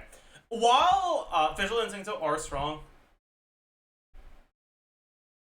Hoyo really is leaning into the power creep, which makes it so they have less and less teams where they're actually that great. On a new account, it's nice to have a bunch of characters, yes.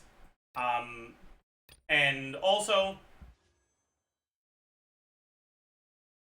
like, Visual Instincts are useful characters to have. But, to be honest, so are Yansun and Changling.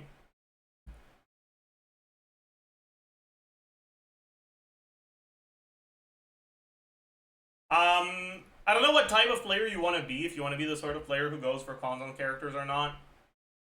If not, I think it's a pretty safe bet to go for Maoika. And then also go for Sitlali or Inefa. Or both, really. You could think about it.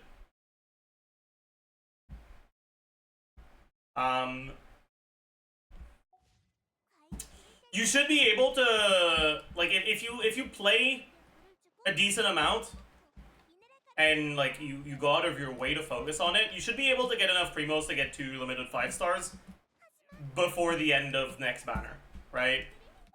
So going for Maoika now, and then going for Sitlali or Inefa, whichever one you wanna end up getting later, is probably like it's a pretty safe bet. Pretty good way of getting your accounts to be fairly strong early. So that's probably what I'd recommend. Like, at the end of the day, for 4 stars, what you care about when you look at the banners is the amount of 4 stars that are good and that are going to stay useful long term. On next banner, it's Visual Instinct 2. On this banner, it's Yeonsun and Changling. So it's the same amount. So you can probably lean more towards which one has the 5 star you care about the most, and that's probably Maoika.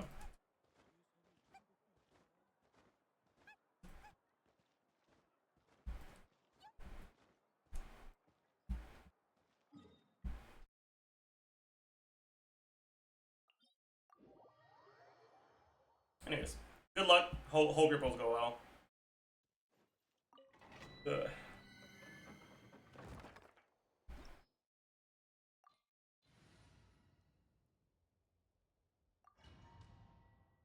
Inefa seems to ask for new accounts. Does she? I don't think that's true.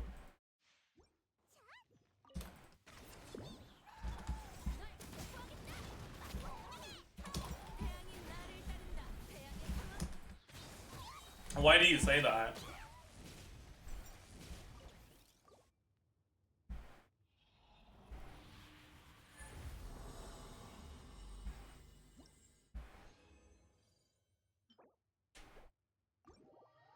If half your characters aren't built, you suffer a bit more. I mean, Sure, but you weren't prioritizing building the fuck out of your character that had good electrocharge uptime anyways, so.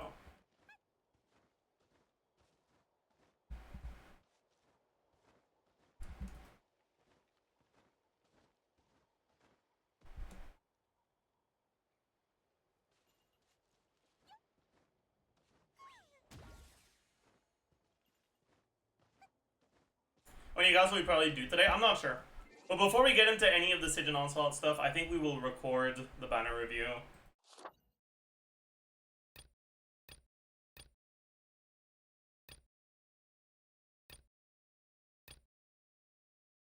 Dude, I'm actually looking forward to this so much. My god.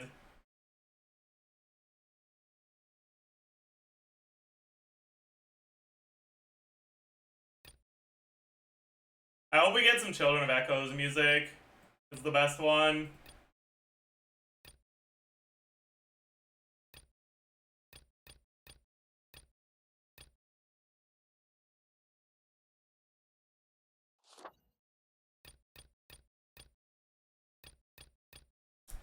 If I have 200 ping, how many seconds am I losing in Stygian Onslaught in total from swapping? Well, 200 ping increases the delay after a swap by 0.2 seconds every time you swap. Sometimes that doesn't matter because if you swapped 0.2 seconds earlier, you would have swapped before your cooldowns were up. There are some teams where that doesn't matter. Generally, it doesn't matter too much on like Maoika teams, where the actions that you need to do for Maoika take like 16 seconds. But your burst is an 18-second cooldown. So you gotta have like 2 seconds of wiggle room where like you usually just do unbuffed charge attack on Maoika. And losing that doesn't really matter. So in teams like that, it doesn't really change anything. But in teams that aren't gated by cooldowns like that, well, every 5 swaps is 1 second lost.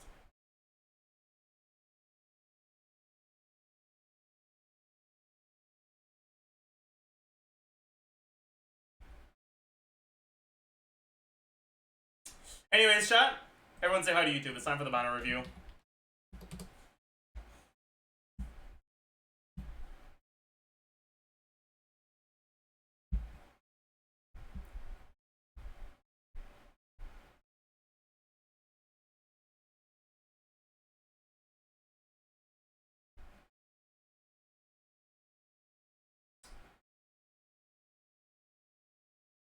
Hello, beautiful people, and welcome. Hi to the Genshin Impact 5.8 banner review. Inefa is about to be released, and she's gonna be running alongside a Citlali rerun. 4 stars on the banner have been announced today, and we have Sethos, Official, and Singto. Weapon banner, obviously their respective signatures, alongside Favonius Warbow, Sturdy Bone, Mountain Bracing Bolt, Fav Codex, and Sacrificial Greatswords. So, let's yap. Let's talk about these banners. First is obviously Inefa. Now, I've talked about Inefa a decent amount, but Inefa got changed again since the last video I recorded on her, which was the pre-release video. She seems to have gotten a change, kind of like Skirk, from last version of beta to creator server version. Right? Skirk got an attack speed buff. Inefa got her snapshot removed. It seems like the Inefa on the creator server doesn't snapshot, unlike beta Inefa. Which changes a few things, and it makes her weaker. So there's obviously going to be a lot to say about that. The main change is that in Inefa's like default sensible teams, I'm going to call them, right? The teams where like you're actually playing Taser, Inefa's power didn't really change. But the removal of the snapshot makes Bennett a lot worse with her, which hurts the synergy for the Taser teams that slot in Bennett as a last slot quite a bit. And it has a synergy with Chaska as well. So overall, those specific teams got weaker, and I'd say that it kind of hurt Inefa's versatility.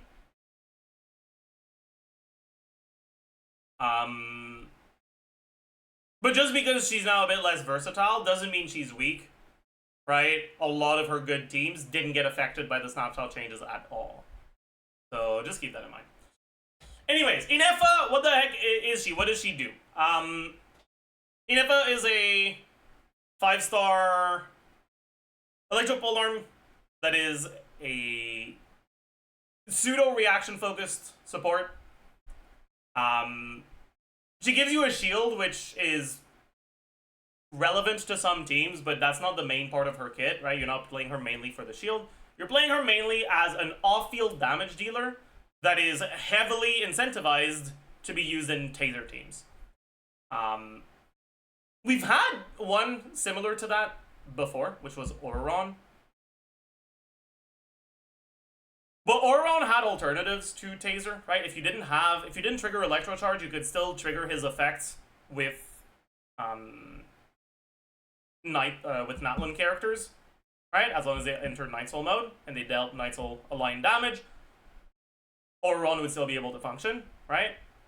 With Inefa, you need to trigger electrocharge, or I suppose in this case it's not electrocharge, it's lunar charge. Inefa's kit is basically official 2. Her skill is a skill that you deploy and it deals off-field damage. It also gives you a shield, but you deploy the skill and it deals off-field damage. And her burst, just like Fischl burst, refreshes the off-field duration and deals a little bit of damage. She's balanced differently, right? Her burst deals more damage than Fischl's burst, but her skill deals a lot less damage. But in exchange for that, she has an Ascension passive that basically makes her skill do a lot more damage after you've triggered Lunar Charge, right? When Inefa's on your team, every time you would trigger Electro Charge, you trigger Lunar Charged instead. Lunar Charged, kind of like Electro Charged, allows Hydro and Electro Auras to coexist on enemies, and it deals damage over time. But the way it functions is fairly different. Electro Charge only has one trigger character, right? So if you apply Hydro and Electro, it just looks at the most recent element applied. If the most recent element was applied by Fischl, it'll calculate Electro Charge damage based on Fischl's level in Elemental Mastery. Lunar Charge, on the other hand, calculates its damage based on the application of everyone who participated. So you don't need specific timings to maximize the Lunar Charge damage, like you do with Electro Charge. Other than that,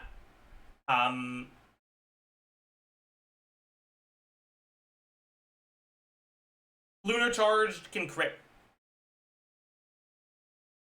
which means that it doesn't just care about level and EM, it cares about level, EM, and crit. And finally, the base damage for Lunar Charge is fairly similar to Electro Charge, but the EM scaling is a lot worse. Does that mean you don't want to build EM? No.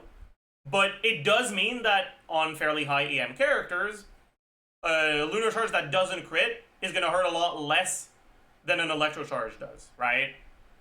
In other words, the fact that Lunar Charge can crit doesn't mean that it's just significantly better, right? You're not gaining all the damage you have from the crit. It's basically just there to balance out how much worse the EM scaling is.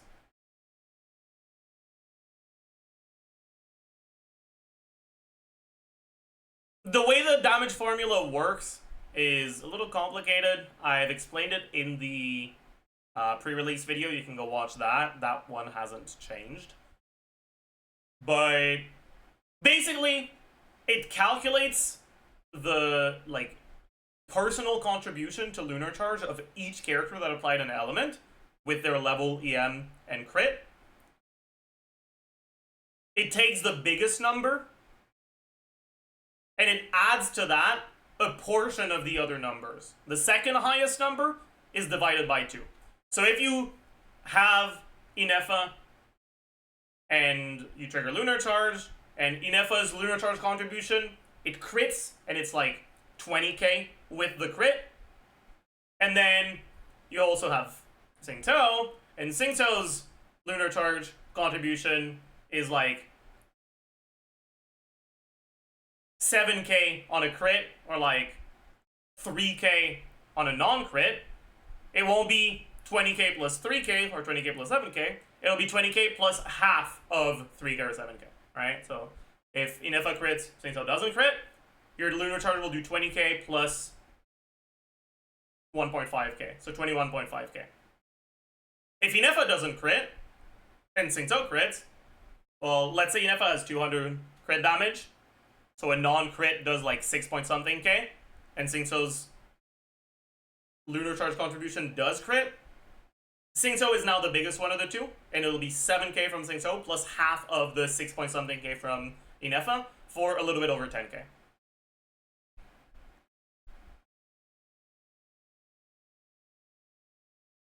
All of those things considered, Lunar Charge hurts more than Electro Charge does. However, it also hits less often. Electro Charge, by default, has a tick rate of about once per second. Electro Charge damage is complicated, though.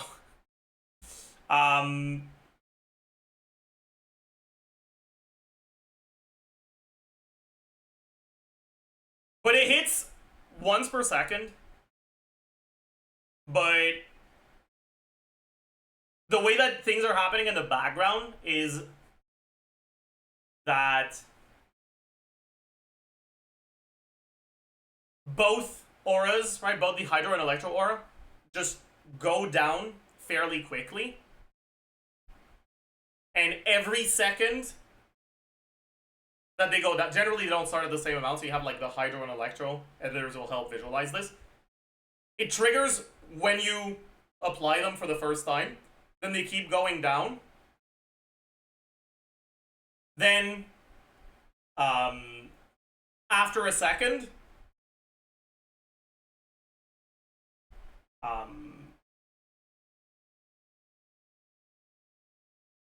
it deals Electro Charge damage again, and it consumes both of the auras by a decent amount, right? The aura decay over time isn't that big, right? So it's like, they slowly go down, and then after 1 second, both of them get consumed. They lose 0.5 of their aura, or is it 0.4? One of the two, whatever. They go boop, and they keep going down until one of them is empty, after which it stops. But when it stops, it's been more than 0.5 seconds since the last tick, it'll tick again. So the technical upper limit of Electro Charge isn't 1 per second, it's 2 per second, right? Because if it always ends up with one of the auras expiring exactly 0.5 seconds after the last tick, and then you immediately reapply, and you keep doing that, you can technically get Electro Charge up to twice per second. But in practice, what actually generally ends up happening is that it's once per second, with a few of them happening a little bit earlier. So it's like once per 0.8, 0.9 seconds that you trigger an instance of Electro Charge damage.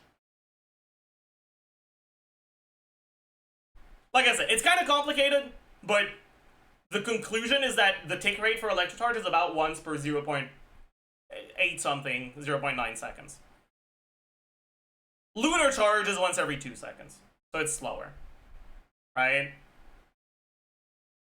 We'll approximate it to about twice as, like, Electro Charge being about twice as fast.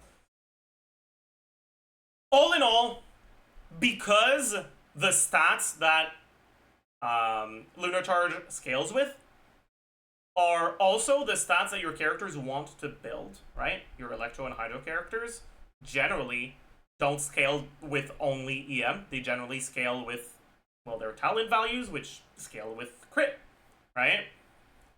Inefa herself is an attack scaler, and we'll see in a second, also has some EM scaling in her kit, kind of.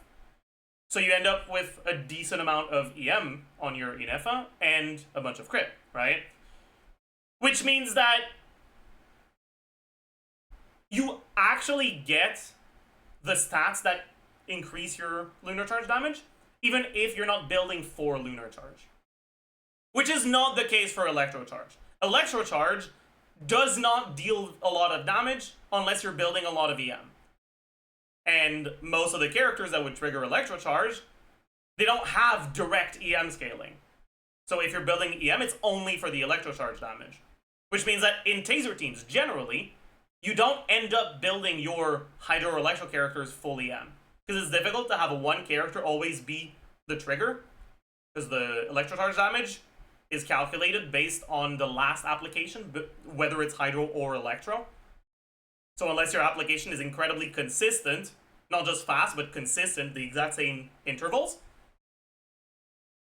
your aura and your trigger are going to change between your characters, right? So building one character full EM doesn't guarantee that your electro charges are doing more damage. Which means that in practice, generally, you don't actually build your electro charge character full EM, and so lunar charge does end up doing more damage. But the ceiling for lunar charge damage, at least the direct reaction lunar charge damage, will generally be lower than what you can expect on ceiling for electro charge damage. But like I said, in practice, most of the time, it is better. That being said, that's not the only thing Inefa does, and like I said earlier, she does more when you trigger lunar charge. So the way that lunar charge works specifically is when you trigger the reaction, it spawns a cloud in the air, and every 2 seconds, the cloud deals damage to the enemies that are currently affected by both Hydro and Electro. Alright, instead of the reaction originating from the enemy that got targeted, it originates from something over the enemy that got targeted. That cloud, I'm not sure the exact duration, but I think it's like 5 seconds duration. It's a little bit longer than 2 seconds.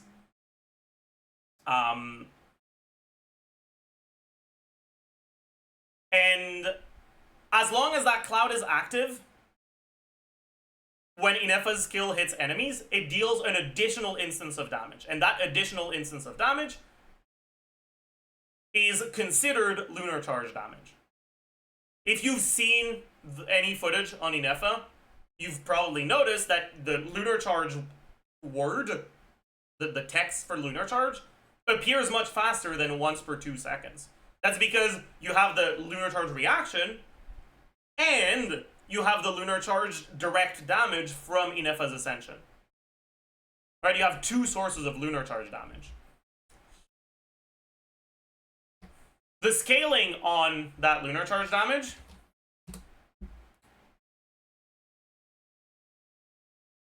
is 65% of Inefa's attack, and her default skill damage every 2 seconds is 163. Thing is, lunar charge damage is cheating when it's talent damage.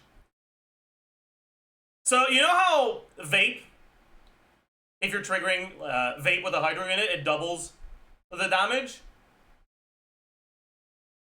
Well, if you're triggering lunar charge on talent damage, if you have talent damage that's considered lunar charge damage, it triples the damage. It doesn't say it anywhere, but it does. So the actual scaling on this is not 65, it's 195.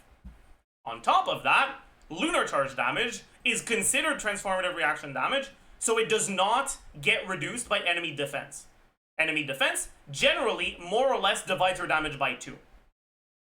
And so that 195 is actually the equivalent of double that. It's actually a little bit more than double that. So it's basically the equivalent of more than 400, as opposed to this 163. But that's not all, because it's lunar charge damage, so it also gets increased by 14% multiplicatively from Inefa's Ascension passive.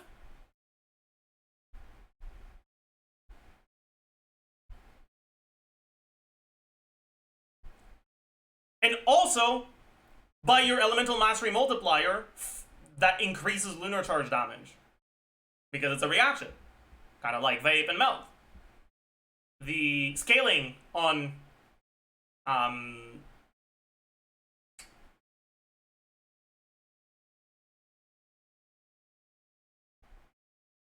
the scaling on lunar charge EM multiplier is somewhat similar to the vape scaling. It's not exactly the same, but it's fairly more or less similar.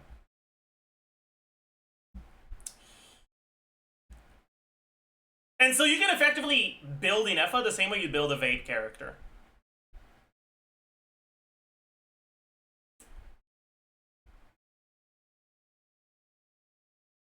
Anyways, all of this to say, right?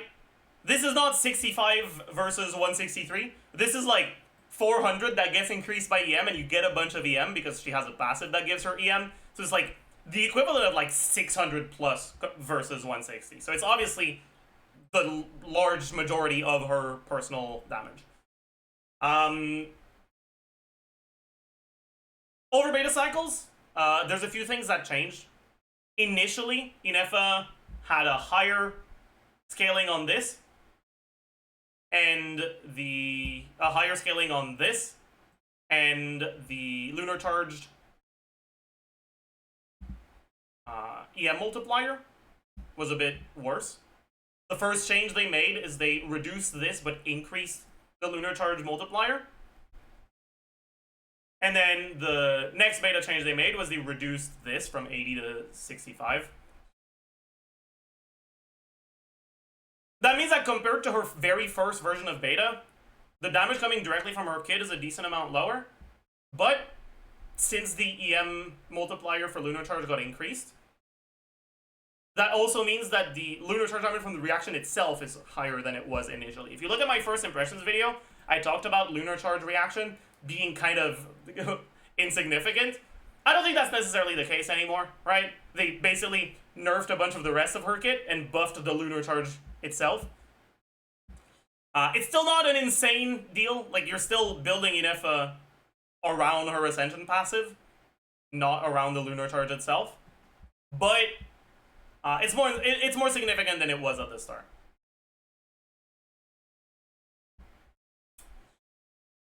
Anyways, how good is it? Honestly, it's hard to say.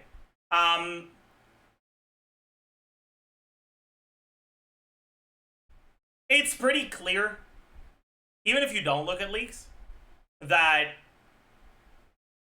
Nodcry's gimmick is gonna be changed reactions. Right, like Natlan's gimmick was Night Soul stuff. Nodcry's gimmick is gonna be alternate reactions, like Lunar Charged. If you do look at leaks, you'll know that we are supposedly getting a Lunar Charged carry, Flynn's, in 6.0, and Ino is supposedly a Hydro character that enables you to trigger both Lunar Charged and Lunar Bloom.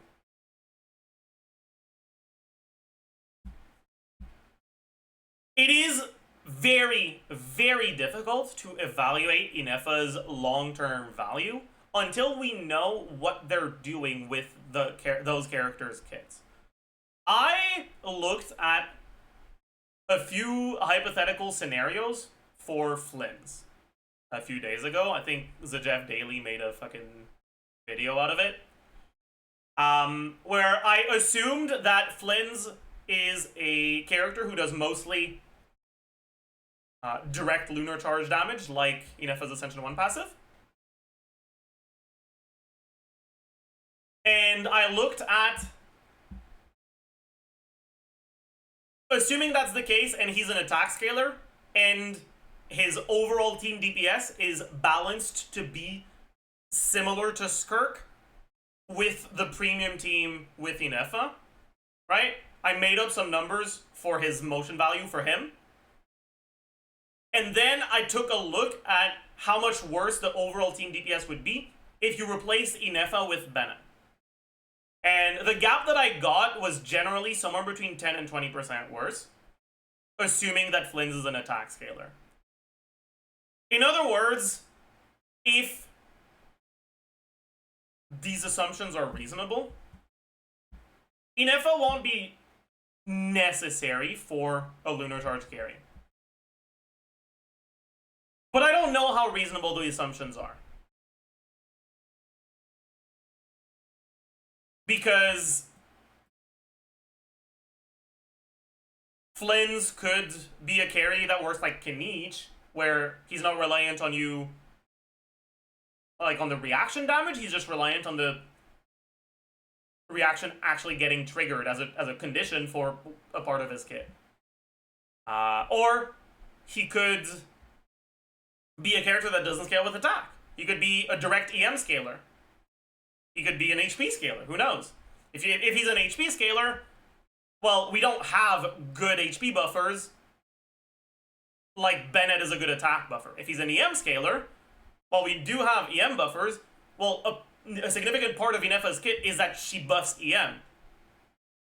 So, losing out on the EM buff and Inefa's personal damage, and you compare that to an alternative that doesn't have Inefa's personal damage, it'll probably be a lot worse. The point I'm trying to make right now is, when it comes to the long-term value for Inefa, it is incredibly dependent on the specific direction they want to take with Flynn's kit. I think that Flynn's aside, just in default current teams, Inefa is a fairly solid character that doesn't quite reach the heights of characters like Escoffier. But that is actually strong enough to put a team on her back, right? So, in other words, she fulfills a fairly similar role to the role Escoffier fulfills in freeze teams with the worst carries, right? In freeze teams with, like, Ganyu, freeze teams with Risley, the role Escoffier is fulfilling is basically well, she's putting the team on her damn back, right? And it's not an insanely amazing team, but it is going to be clearing the content. I think that's kind of similar for Inefa right now, where I wouldn't say that she has any team where she's, well, enabling a team of similar levels to what Escoffier enables Kirk to be. But she is as important to the high investment performance of Taser teams as Escoffier is to the high investment performance for freeze teams that do not use Kirk. Which means, well, depending on how good Flynn's is and how reliant he is on her, her value can go significantly up or basically stay unchanged. Remember, we get next patch beta leaks generally either the day of or the day after the patch, right? So when Inefa drops, we'll get Flynn's leaks either the same day or the day after.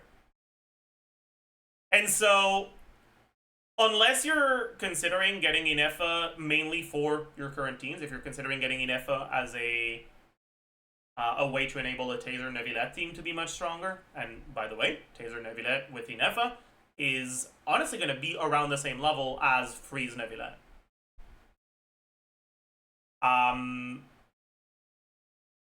Or you're getting Inefa so that you can pretend like your Sino team is being useful.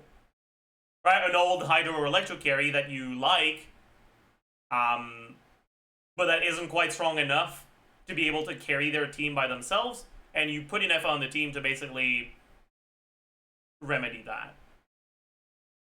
If that's the plan for you, then the Flynn's leaks won't matter. But if you're pulling Inefa mainly for meta reasons to prepare for Noncry, I would highly recommend holding off until we actually get Flynn's leaks. And I'll make a first impressions video on Flynn's within the first week of the patch. So subscribe, make sure you keep an eye out for that video if you're interested. Anyway, that's a lot of yap for Inefa because, like I said, it's so hard for me to evaluate her until we get those Flynn's leaks.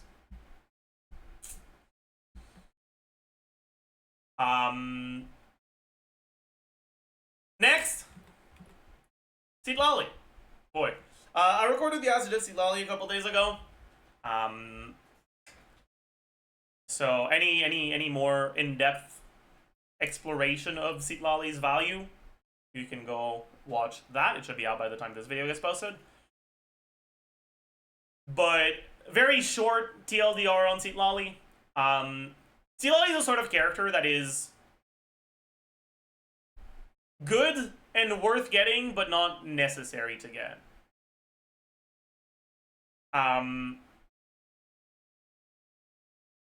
A lot of her value is provided through quality of life, and just in terms of damage, getting Seatlali doesn't actually tend to increase your melt carry's damage more than getting a constellation for them. Whether it's C1 Arlecchino or Cons on Mawika or Sig, right?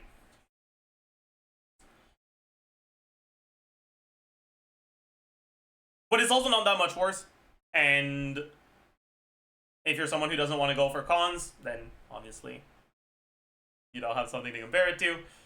And it is, her teams do tend to be a lot more comfortable, because reaching her ER requirements is a lot easier, and the timing for application tends to be easier, and the application happens around you, so if the enemies move, your application moves with you. So there's a lot of like quality of life upsides to Seatlali, and those are honestly the main things. But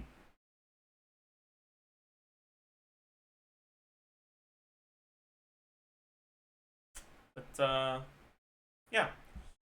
Other than that, is the 4 stars.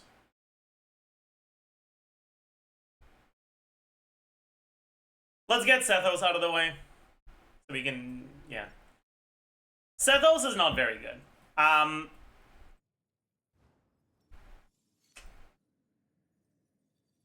There are not a lot of good 4-star carries, and Sethos is definitely one of the better ones, but there's a few problems. Number one, Sethos is very difficult to play to a level that makes him decent.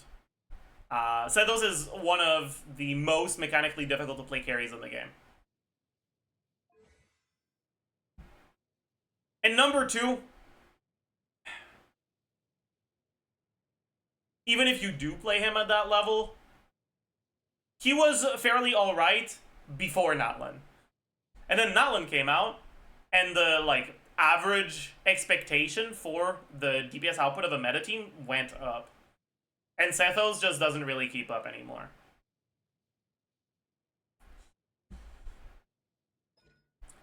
Sethos isn't awful. Like I said, he is one of the better 4-star carries, but he's also generally not good enough to justify building, unless you're on an Omega new account where you just only have one good carry.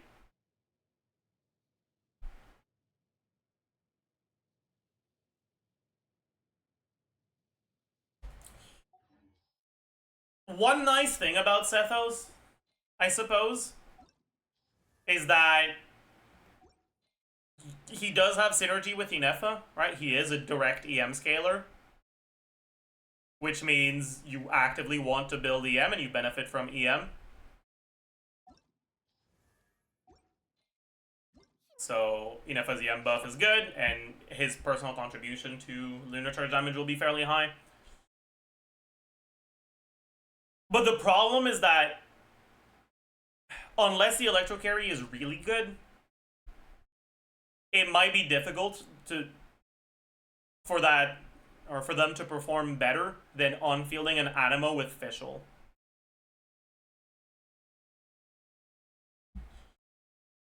But one nice thing is that if you're on a relatively new account, you can actually play these 4 units together, and that's a functional and honestly pretty decent team. Though you're probably better off replacing Sethos for Sucrose if you have her.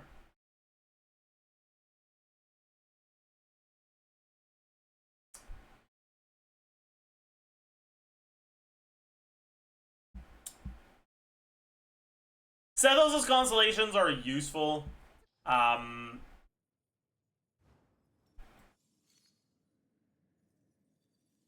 me open them real quick. C1 doesn't do too much because you don't really do a lot of actual shadow piercing shots at C1. C2 is a little bit of electro damage percent, it's nice. C3 is normal attack talents, which is pretty worthless because most of his damage is the normal attacks he does during the burst, but the scaling on those normal attacks is mainly concentrated in the burst talent, not the normal attack talent. So this is mainly an increase to the shadow piercing shot EM scaling, which, like I said, you don't tend to do that much at low con anyways. C4, a little bit of EM in AoE, it's okay. C5 is burst talent levels, which is a little bit better, but it's still not that amazing because, well, he is an EM scaler, but that also means that he's doing reaction damage, which doesn't get increased by talent levels. And finally, C6 is arguably his best constellation. It gets him a free shadow piercing shot that doesn't cost energy. Once per rotation. It's pretty nice. It is what it is. But because Sethos teams generally have their damage split between multiple different characters rather than concentrated fully on Sethos' personal damage, then increasing his damage a little bit through cons doesn't matter as much. So his cons are like, they're not bad, but they're also not great. Anyways, Sethos done. Let's talk about the actual meat and potatoes of the banner, which is Official and Singto. So first, we'll talk about Singto. And Singto, the tragic hero. Singto is not what he used to be. The landscape of the meta has changed a lot in Natlan, and Singto is one of the characters that took the biggest hit from that.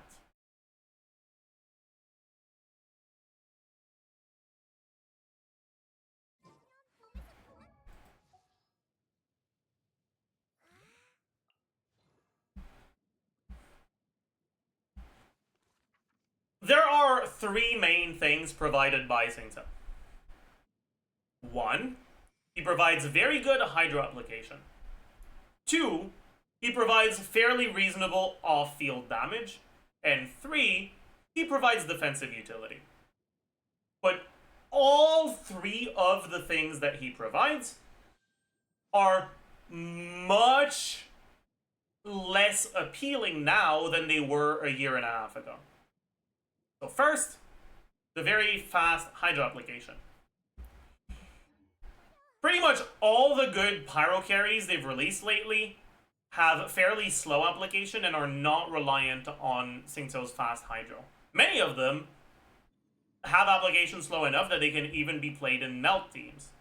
So obviously, Singto's fucking balls to the walls hydro application ends up being wasted. You just don't need it. Alright? Unlike older pyro carries like Hu Tao that applied a lot more pyro, so you actively needed a lot more application to keep reacting their damage. Outside of pyro carries, the teams that require a hydro application are not electrocharge teams, because electrocharge applying more hydro doesn't really help that much. Right? Applying hydro twice or once doesn't change the electrocharge damage really, as long as you have enough hydro to maintain uptime, which most hydro off-fielders do. And freeze teams doesn't matter that much because, well, as long as you have one hydro, you probably have enough uptime, and especially with the release of Escoffier being a good cryo healer, if you have Farina, that's generally who you want to use for your freeze teams. And the only thing that really leaves you with is Bloom teams, right? Bloom Nilo, Bloom Hyperbloom, and Burgeon. Saints is actually good in Nilo teams, but Nilo teams in 2025 are fucking pathetic. Burgeon teams aren't real. And Saints is still good in Hyperbloom teams. But Hyperbloom teams didn't get any real upgrades pretty much since Nahida. And with Natlan's power creep, Hyperbloom teams are still good, but they're getting less and less competitive. Things might change with the release of Lunar Bloom. We'll have to see how that goes. But for now, unfortunately, not that great. Inefa does give you some more options, but I'm not entirely sure yet how good Inefa is going to be in Hyperbloom.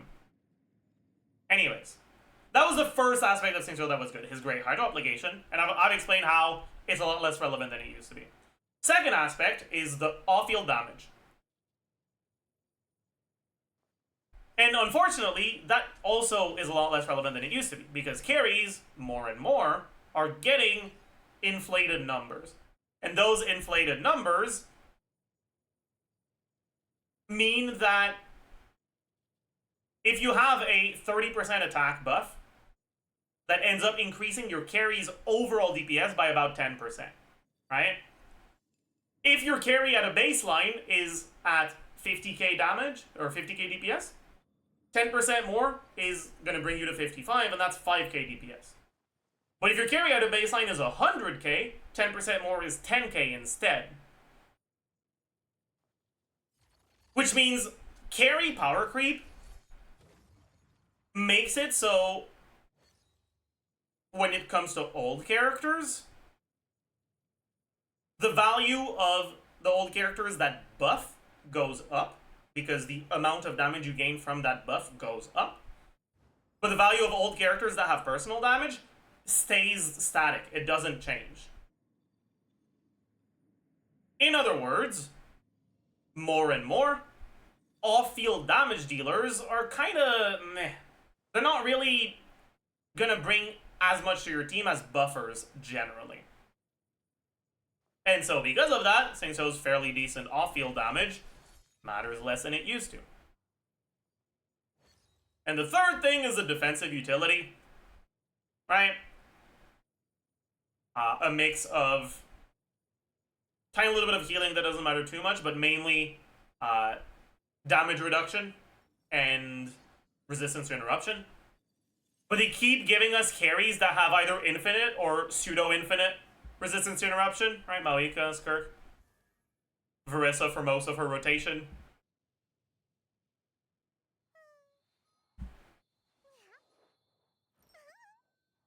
Not that you'd want to use Singso with Verissa, but you get the idea. And they keep releasing more alternatives for defensive utility, right? You've got Escafis healing, and they're also increasing DPS requirements in ways where sacrificing team DPS for more comfort becomes harder and harder to justify. Which means that all three of the main things that Singso is providing became much less valuable with the Natlan power cream. Does that make Singso a bad unit? No, not at all. Singso is still definitely one of the better units. He's still one of the best 4-stars. But pre-Natlan, I would have said that Singso is definitely in the running for the best unit in the game. And now, I think it's not even close.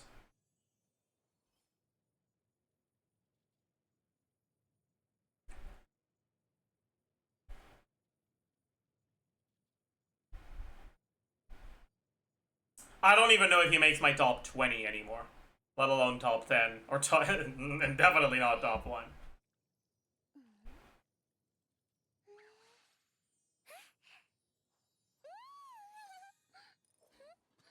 But things aren't completely over. Singso is still, by far, the best Hydro applicator in the game. We've had some bosses lately that reward application, but not Hydro application, right? Applications and hits, right? You look at the Cryo Automaton, the Overseer device, or you look at the Lava Dragon, right? Those are enemies that reward hits of a certain element. We don't have one for Hydro yet. If we ever do get one of those, Singso's tongs are going to go way up. He really is the GOAT for Hydro application.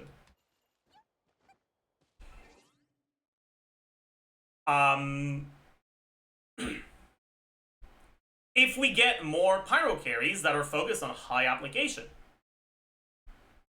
you might start needing fast off-field Hydros again for those. If we get more Bloom-focused or Hyper-Bloom-focused characters, right? Lauma is supposed to be a Lunar Bloom character. We don't know exactly how that translates to Nilo teams or Hyper Bloom teams or Burgeon teams yet, but we know that she is supposed to be a Lunar Bloom character.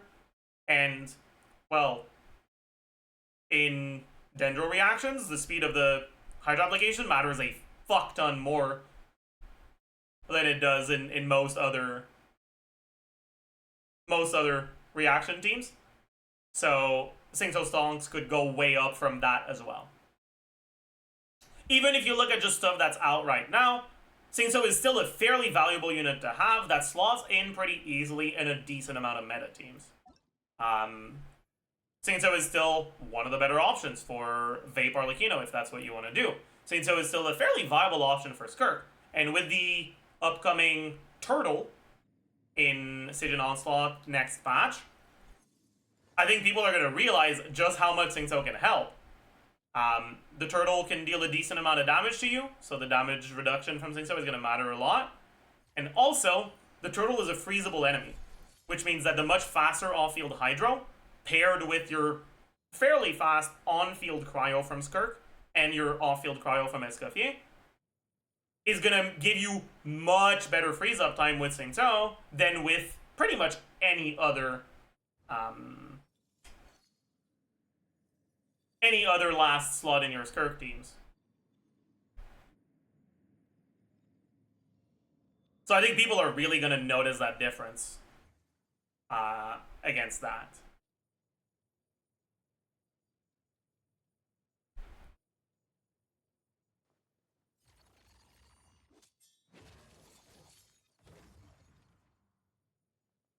Outside of that, if you're doing 4-star only teams, Singso is still the GOAT.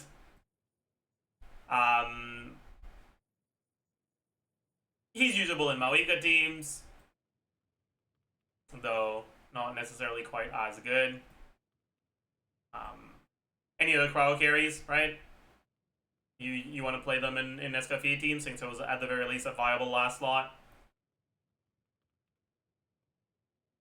Nilo teams, like I've mentioned, although Nilo teams are a little bit more sus overall, but anyways. All in all, I still consider Singso to be a fairly good unit to get, but I'd say that old accounts that have a lot of teams will often end up not using him in their Abyss teams or their Stygian Onslaught teams.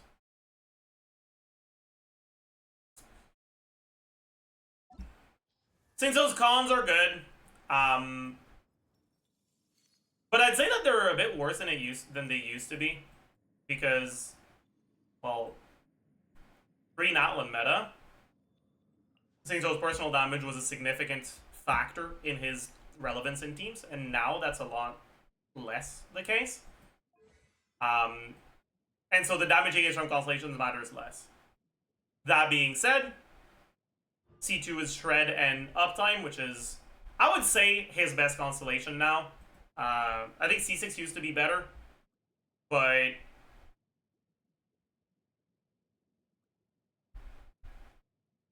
higher ER requirements means you get less damage, and if his damage isn't that insane in the team to begin with, then it's not the end of the world.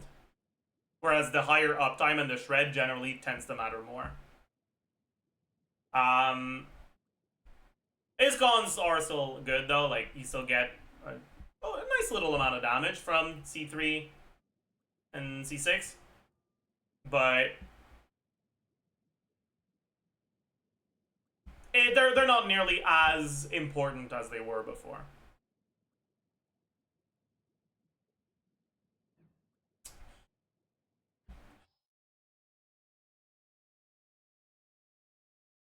And next up, we have Fischl. Fischl kind of got the reverse Singso treatment. Fischl is a character that historically has always been, like, alright. She's never really been in the running for the best 4-star. But she's always been, like, among the strongest ones. But it's like, every time there's relevant meta changes, there's something to keep Fischl relevant.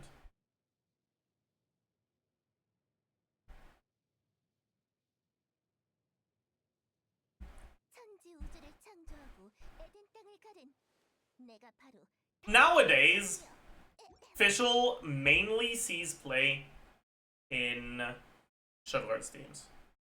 Outside of Chivalrous teams, she could still be played in Aggravate, but Aggravate teams haven't really improved much since the end of Sumeru, and so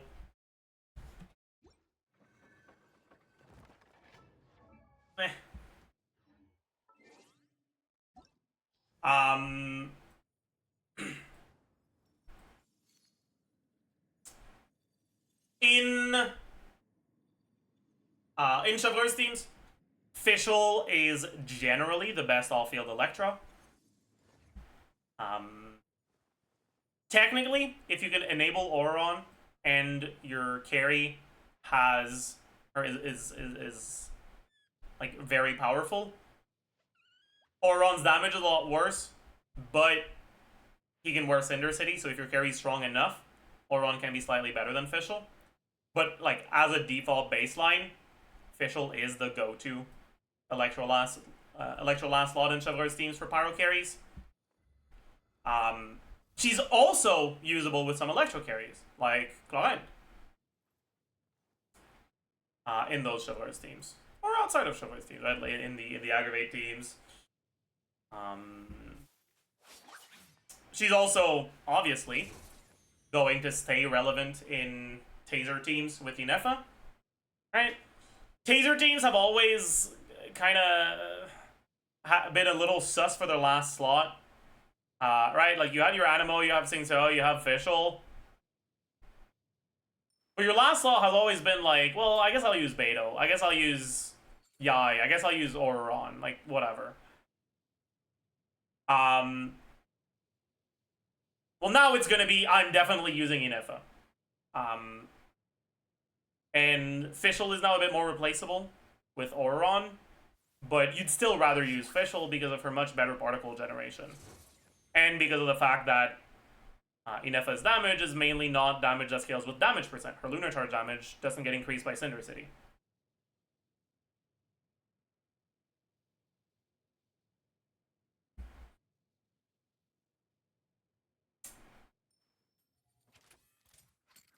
But as Fischl's damage was starting to fall off a little at the start of Fontaine, even in Aggravate teams, they released Golden True.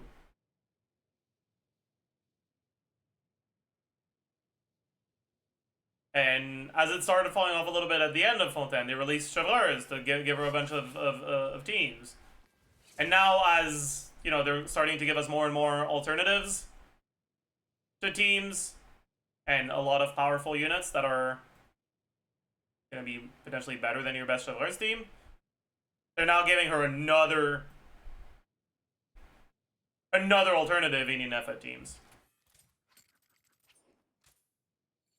Fischl is a sort of character that even if she ends up falling out of the meta at some point, she'll come back eventually because she has something in her kit that is inherently incredibly valuable.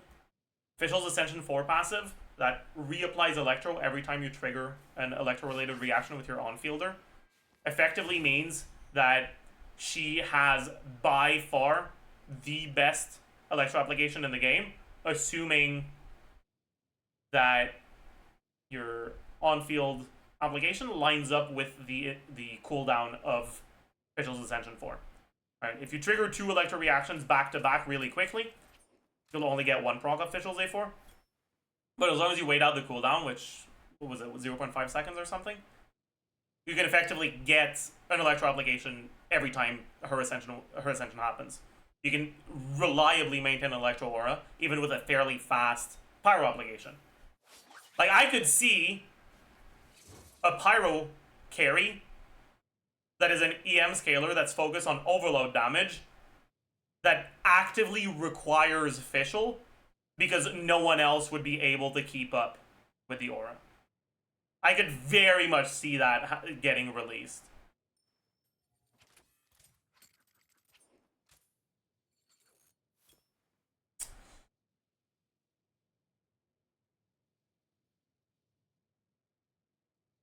Anyways,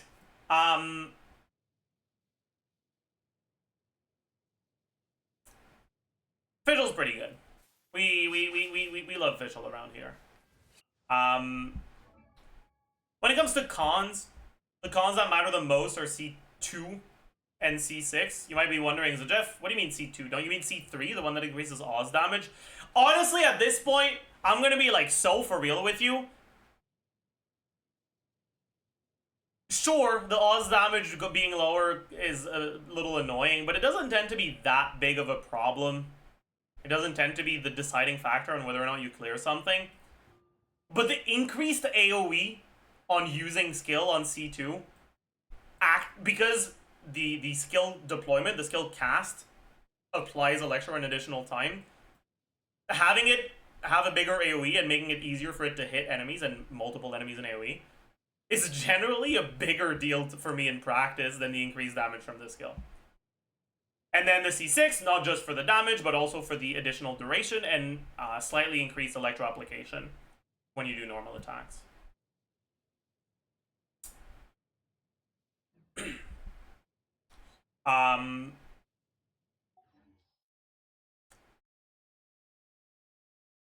But overall, Fischl is a character that's fairly strong at C0.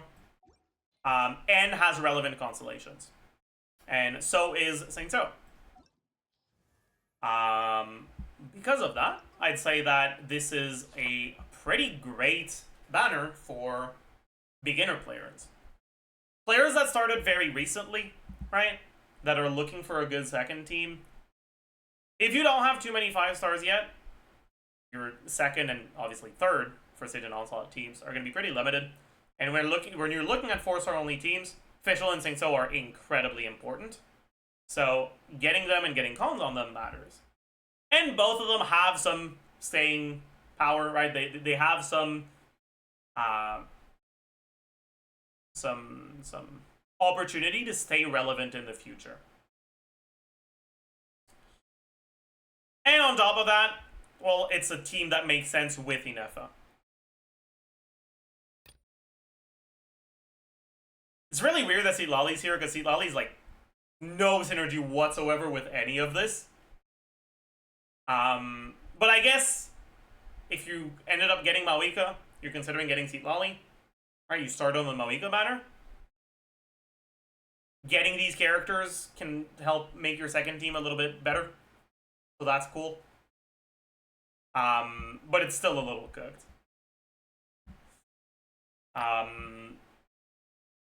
And if you're a more like long-term focused player and you're just trying to make the premium teams for the strongest carries, you might not find use for Fischl or Saint-So. So I'd say that generally for Seatlali, the banner isn't that great. But for Inefa, it's quite a good banner.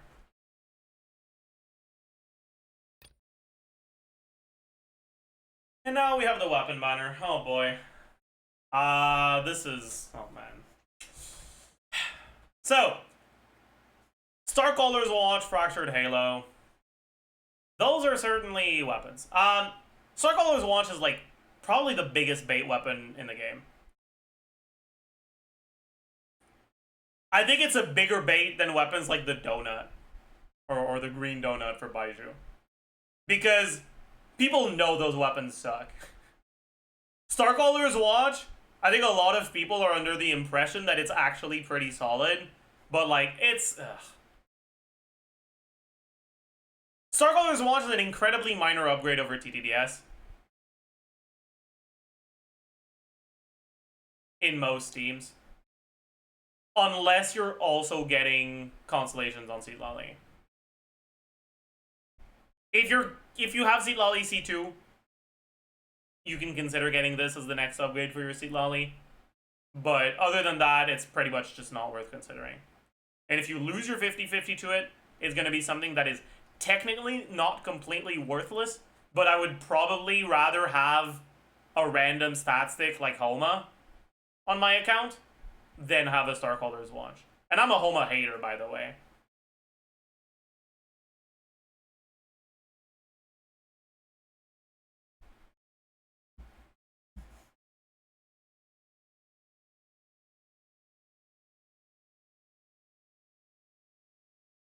It's good for Neuvillette teams, sure, but it's barely better than Fav for Neuvillette teams.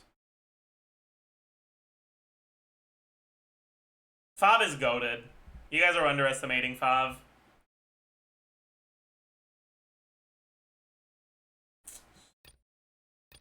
Anyways. Fractured Halo is a pretty good weapon on Inefa.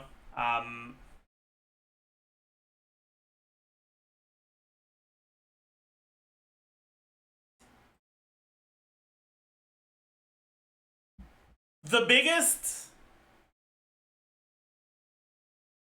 doubt I have right now is, again, it depends on how Flynn's is designed. Right? If Flynn's damage is just electro damage that gets increased when you trigger Lunar Charge or like when you have the Cloud active or whatever, then getting this weapon for Inefa on a Flynn's team won't be that insane of a deal. But if Flynn's has damage that is actually like directly Lunar Charge damage, like Inefa's Ascension 4 passive, then Inefa's SIG is going to matter a lot more, right? Because what Inefa's SIG is, it gives 40% more Lunar Charge damage to the whole party. So if Flynn's damage is Lunar Charge damage, then it gets increased by a decent amount. It's not a multiplicative 40%, this gets added onto your EM multiplier. So in practice, it's generally somewhere between 10 and 20% increased damage. But, well, more like between 15 and 25, but still. But yeah, like it's obviously pretty significant. And that's without accounting for the fact that it's the best weapon on Inefa herself.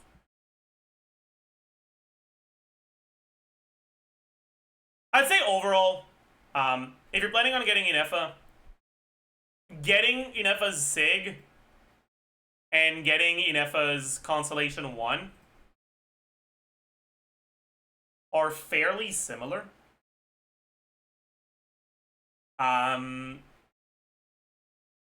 They both increase your team's Lunar Charge damage by a similar amount. But if you have really high ER requirements on your team, then Inefa's signature loses a little bit of value because it doesn't give you any energy. And so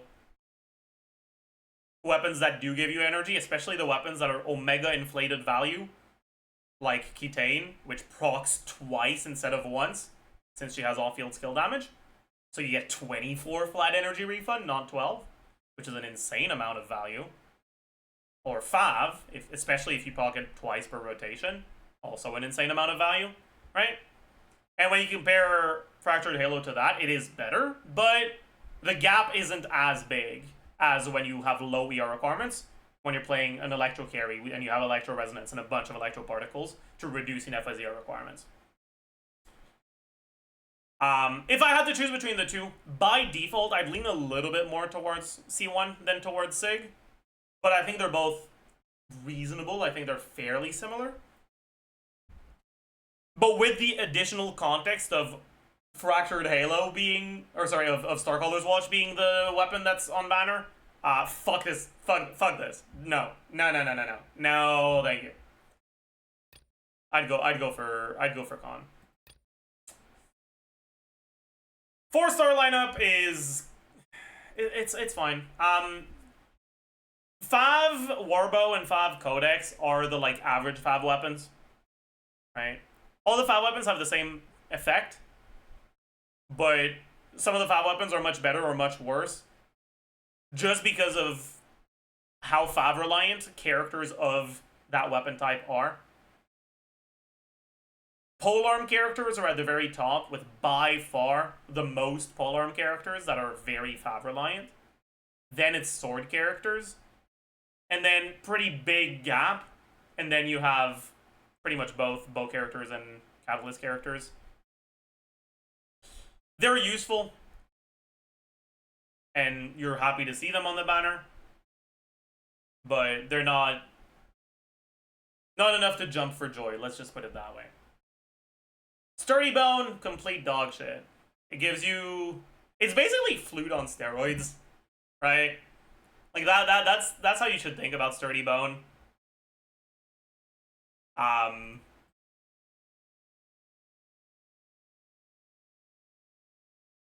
It increases the motion value, or it gives you basically a slight motion value increase on your normal attacks.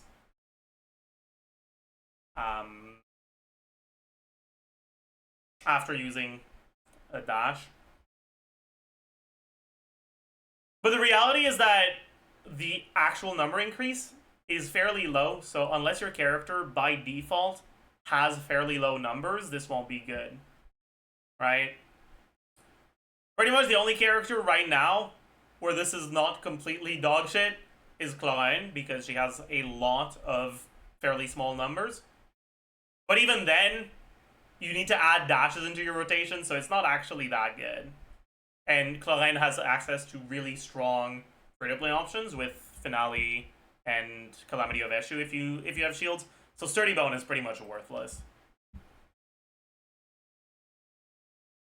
Mountain Bracing Bolt is alright. It's an ER weapon that gives you skill damage, but unfortunately it's pretty much only for Escoffier. Right? They're releasing a skill-focused polearm character in Inefa, but she doesn't do skill damage, right? Like, technically she does, but her main source of damage is Lunar Charge untagged damage that doesn't benefit from damage percent.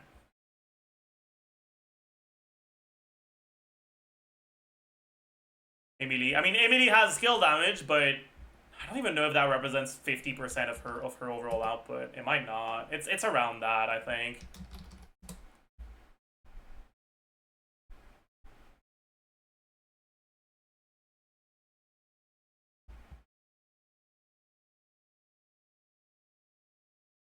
Alright, Emily is at 19k, and out of that, the skill damage is 9k. Yeah, so it's about 50% of her damage that gets increased by skill damage. That's why Golden Troop isn't good for her. It doesn't buff her burst, it doesn't buff her Ascension 1. But for the same reason, Mountain Bracing Bolt just isn't good for her.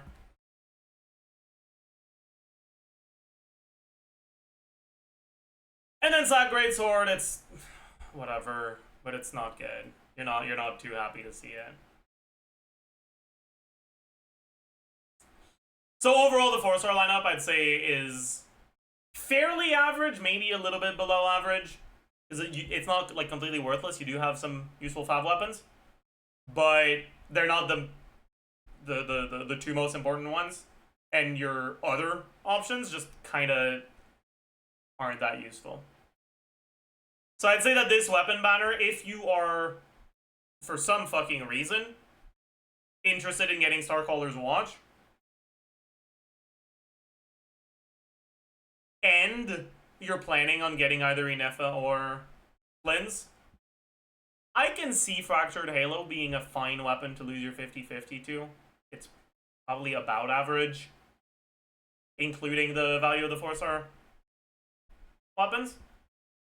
Like, obviously, if you get Inefa, it's quite good. But if you don't end up getting Inefa, I don't know if you'll be able to proc Fractured Halo on your other teams. Maybe you could use it on Zhongli in a Flynn's team if you don't get Inefa, but ugh. I don't know about that. If you are considering getting Fractured Halo for Inefa, you are not happy seeing you are not happy seeing Starcaller's Launch, and the 4-star lineup is also not that great. So weapon banner, worse than average for that. And then, like I said earlier, character banner for Seat Lolly, I'd say worse than average. for Inefa better than average. Right, just because of the inherent synergy. And because of the fact that Inefa is a sort of character that you are definitely heavily considering on newer accounts, because she single-handedly enables a team. Whereas with Citlali, generally, you're playing her on a team that is probably strong enough to clear content even without her. Right? If you're pulling Citlali for Arlecchino, Arlecchino has teams that can clear without her. If you're pulling Citlali for Mawika, Mawika has teams that can clear without her. Especially if you're a new player, that means you got Mawika on her last banner, or the one that's currently out at the time of recording this video, that just expired by the time this video goes live. That means you got Yansan, so you don't need your Cryo to be Nalan.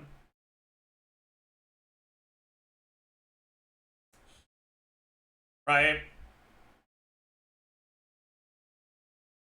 So by default, Citlali is a character that's a lot less appealing to new accounts that don't have like 3 full teams yet.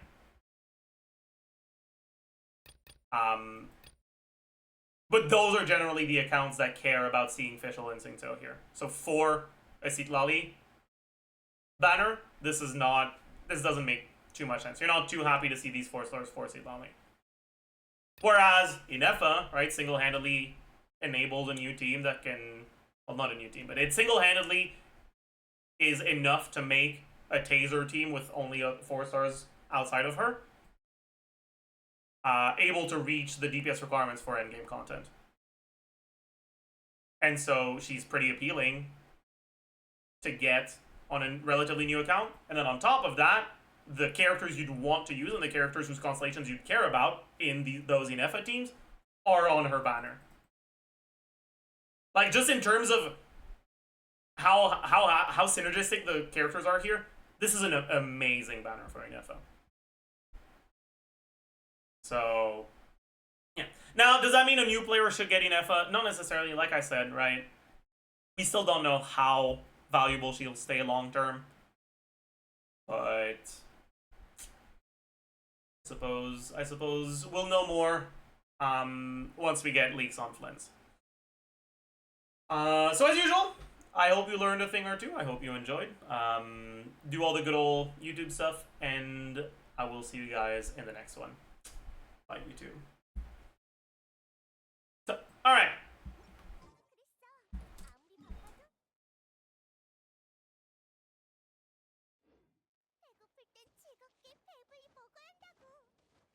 Why are people assuming Flynn's has synergy with Inefa? Because Flynn's is going to be a lunar charge carry, and Inefa buffs lunar charge damage.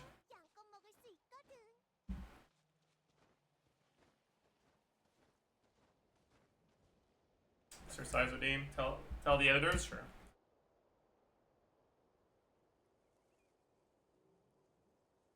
Like, even if Flynn's damage is like Kanich, recorded banner review. Even if Flynn's damage is like Kanich, where it's not directly lunar charge damage, it's just that he's reliant on you triggering lunar charge, Inefa will definitely be part of his best team. Kind of like MED, right? MED doesn't buff burning, but she's still in each teams. Anyways, stop redeeming the bedroom tour. I'm not doing it. Frick you.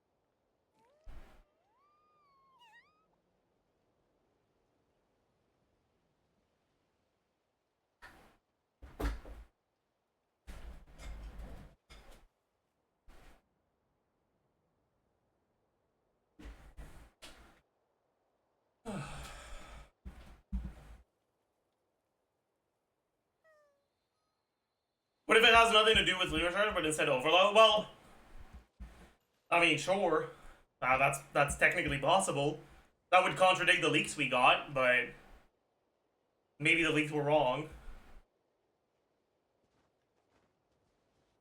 How does bro have 2 million? I think they just keep fucking redeeming it after getting refunded.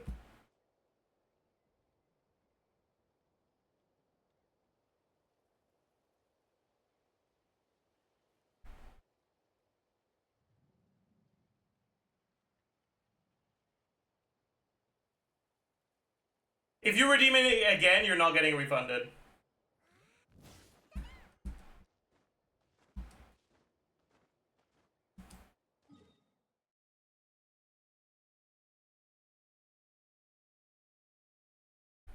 Vods, don't refund them.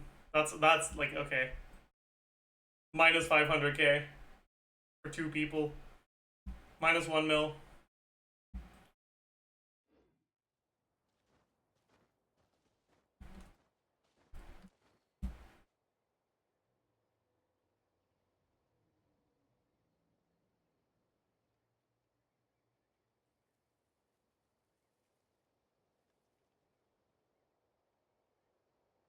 Scammer? Yeah.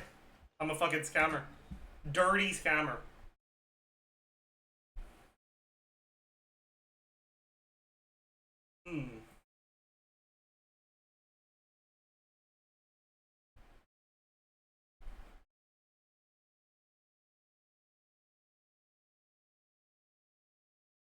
Chat is acting out. They are.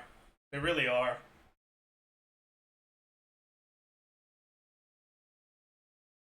SLAUNDAY time? Honestly, I kind of want to just not do it. To be completely and fully honest with you.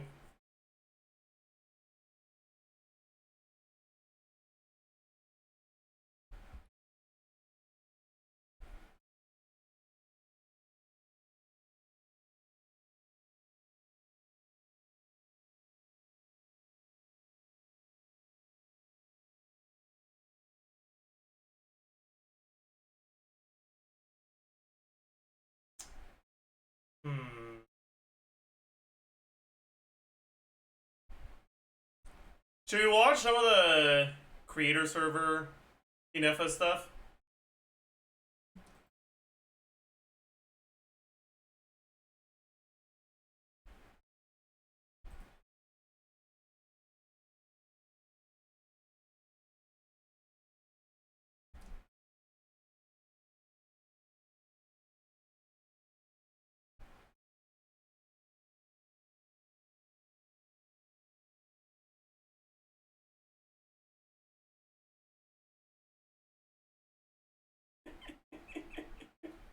That's so funny, bud.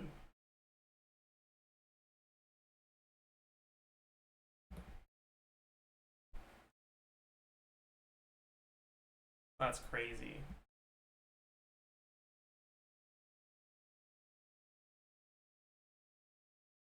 Wait, let me check something real quick here. I want to see how much lunar charge damage is getting dealt to the shield. That was 12k, 40k? No, not yet. It didn't do any damage here, it just re-triggered it. I see. 31k?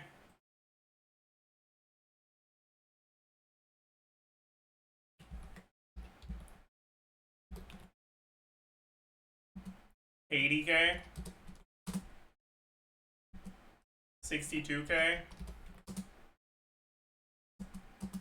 64k? 34k?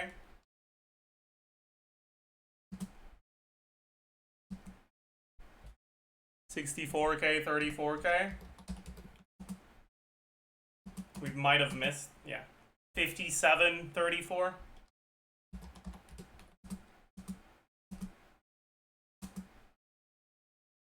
$74?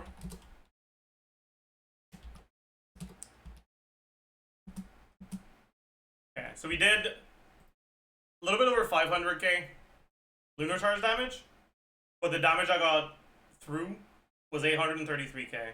So that's probably including the rest of the damage, not just lunar charge. You missed a 78k, did I?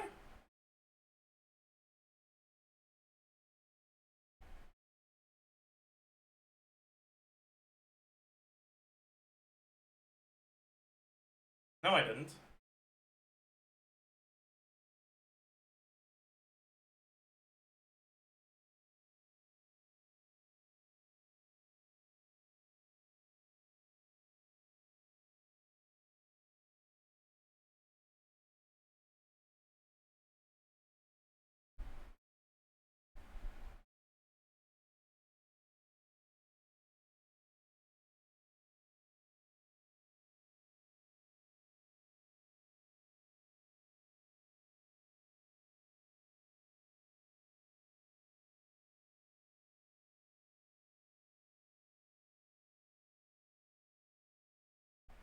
Wait, so Mizuki is actually good? What exactly leads you to that conclusion?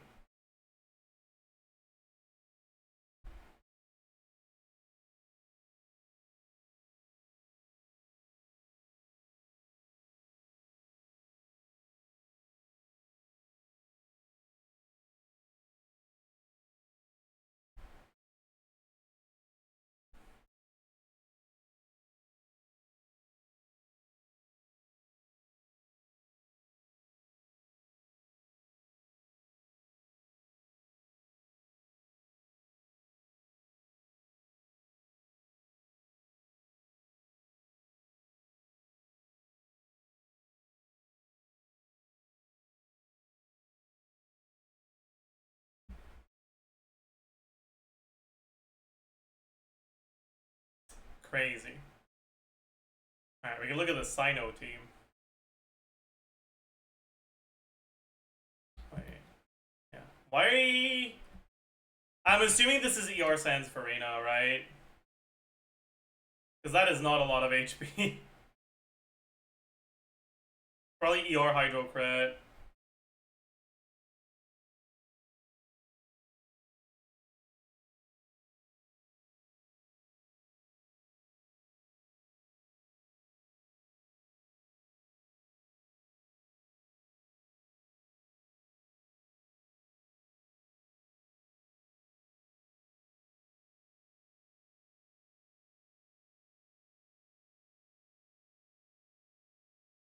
Oh my god. Playing TF Sino but not using E off cooldown, this is making me angry. Also, am I missing something? Or are we kind of running it down here? No, I guess Baiju app is really slow, so maybe it's fine, right?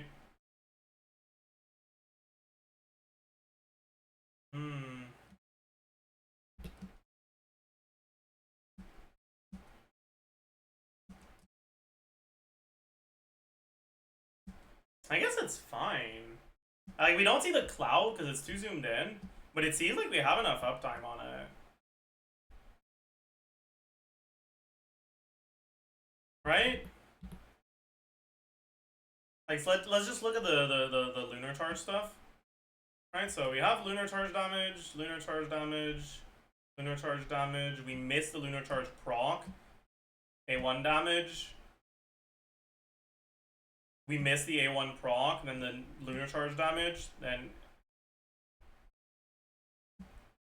lunar charge damage, yeah, okay. It's like, we're missing a little bit, but we're still getting most of it.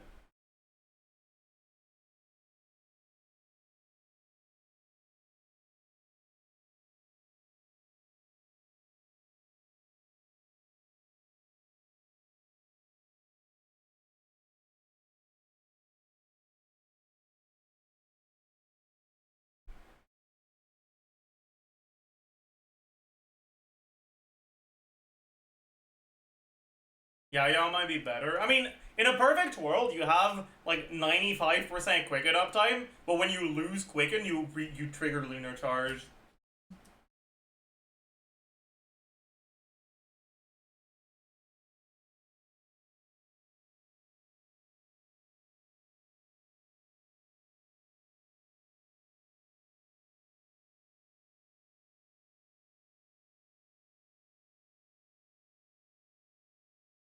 Is this team actually good? I mean, it's good for a Sino team, but is it actually good overall? Will Proto Ember Nahida be better? No. With Nahida, you're never getting lunar charge. You need slow dendro.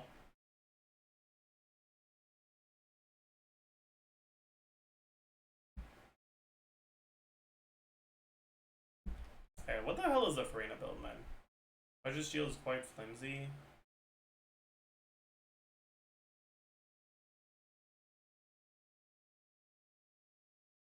Yeah, this is the dog shit builds, right?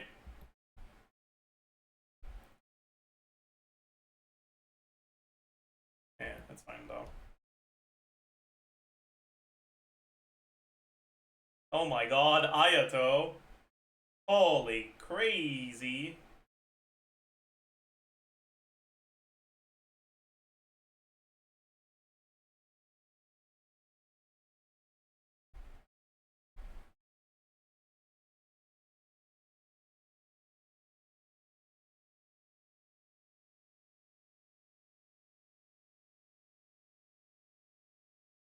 Holy crazy.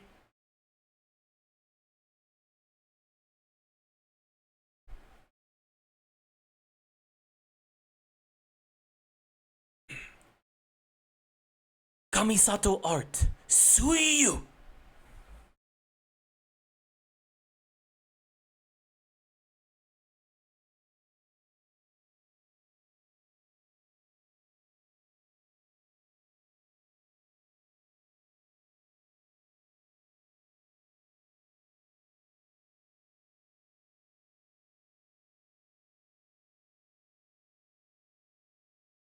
It's so funny seeing just the reaction Lunar Charge out DPSing Ayato.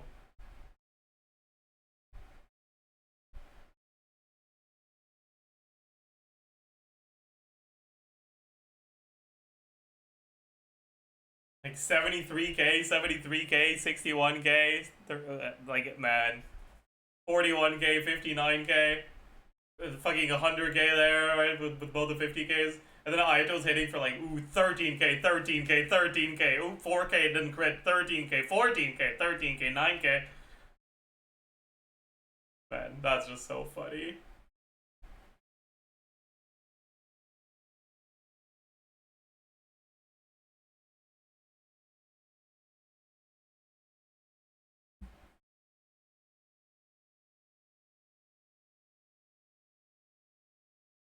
God, 5 Xianyuan. Disgusting.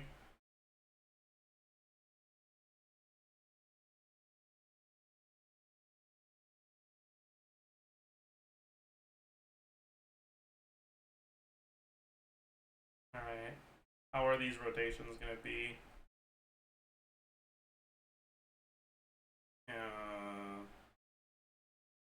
They're not jumping. Oh, no. What am I looking at? Maj. It's fine. It's fine, it's fine, it's fine, it's fine, it's fine, it's fine, it's fine.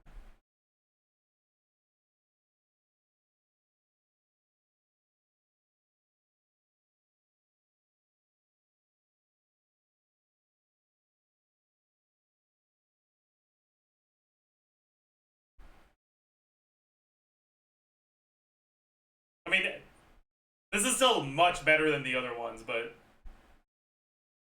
that is not how you play this team.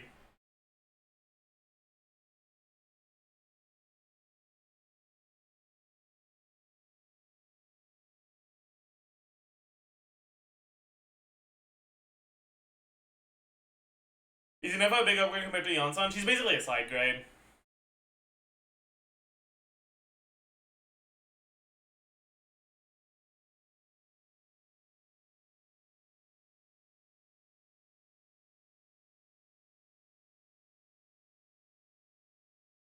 How many normal jumps are you meant to do? 2.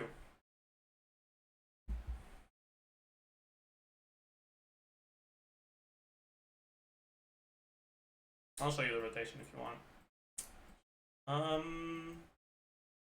Where do I show the rotation? I guess I can show it against the fucking cryo automaton. I won't do any damage, but I can still show the rotation at least.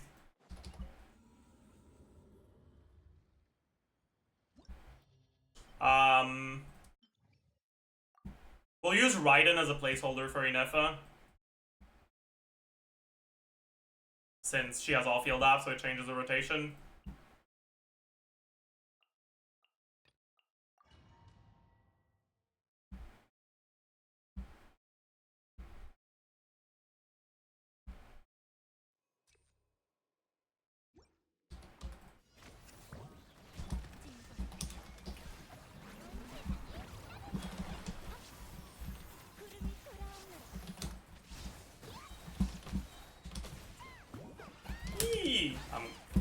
right? I forgot. I'm just gonna die if I do this here. Right? I forgot. Forgot about that part. Then what do I do? Bronze lock, I guess?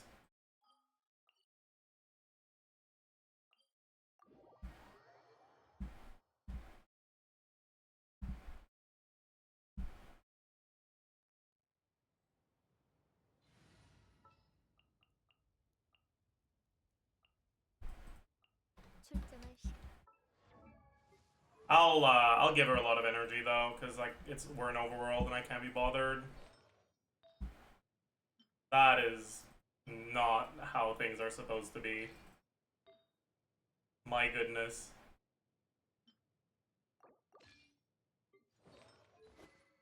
Oh well.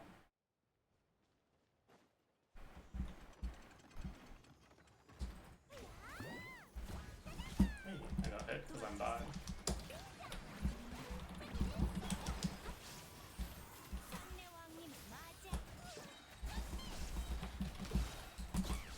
What?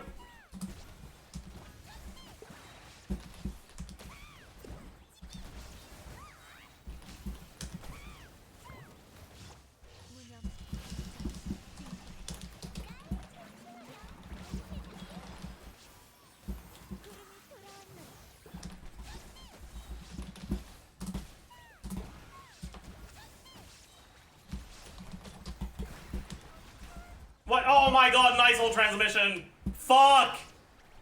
Yeah, that's the rotation.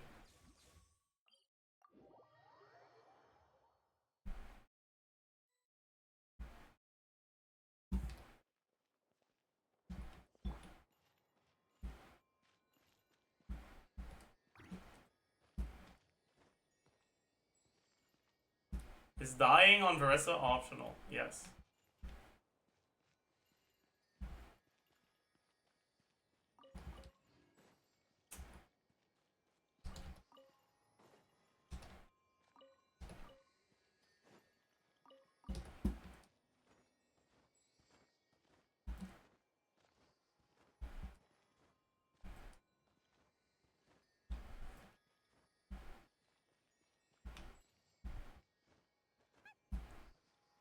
How would your rotation change with C2? Same spam, or you don't have enough time with 2 additional neighbors?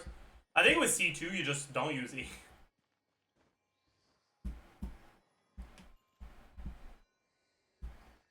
Well, no. You do, like, you just do jump, plunge, Q 4 times, and then you spam E.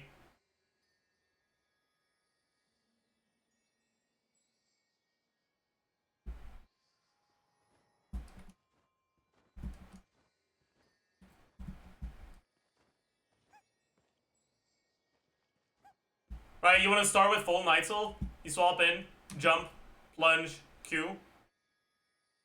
Then jump, plunge, Q. You're now half Nightsoul, jump, plunge, Q. You're now full Nightsoul, jump, plunge, Q. You've used up all Shanyan stuff. You're now no Nightsoul. Then E, plunge, Q. You're now full Nightsoul. E, plunge, Q. You've emptied Nightsoul. E, plunge, Q. You're now full Nightsoul. Swap out.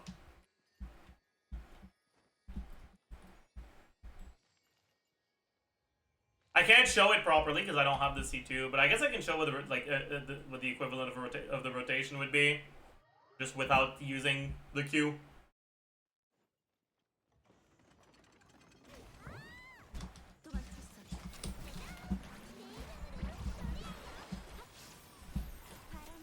Right, so you do jump, Q, jump, Q, jump, Q, jump, Q, refresh VV, E, E, Q, E again, Q, and then you start over. Kind of.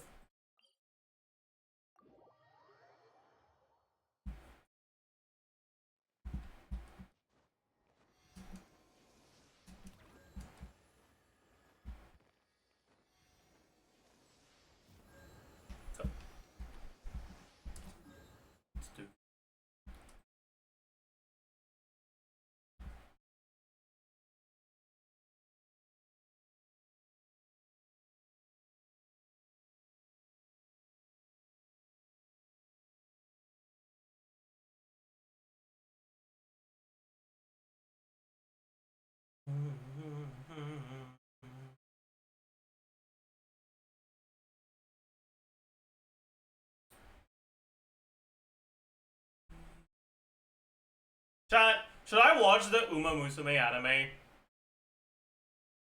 Because I was trying to find things to watch, and apparently it's rated like fucking 8.5 or some shit. Like how? Like what the fuck do you mean, man?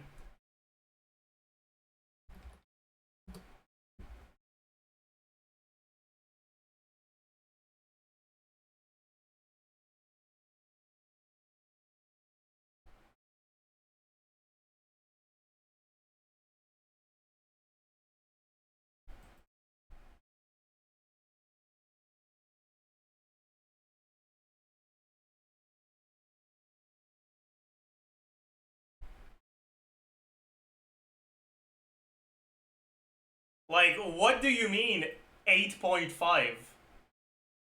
What? How?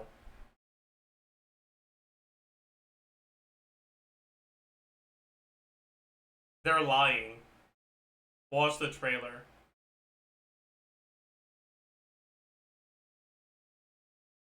Let's read some reviews.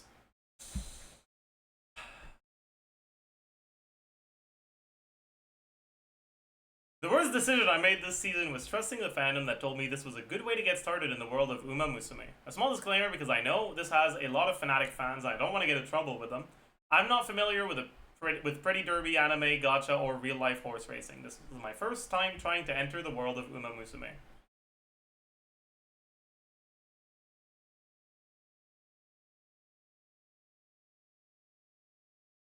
From the start, the anime assumes you already know how this world works, horses and racing, so it skips the explanation, goes straight to the races. When I watched that, I thought we'd have a Spokon. What the fuck is that word? A Spokon. What? What?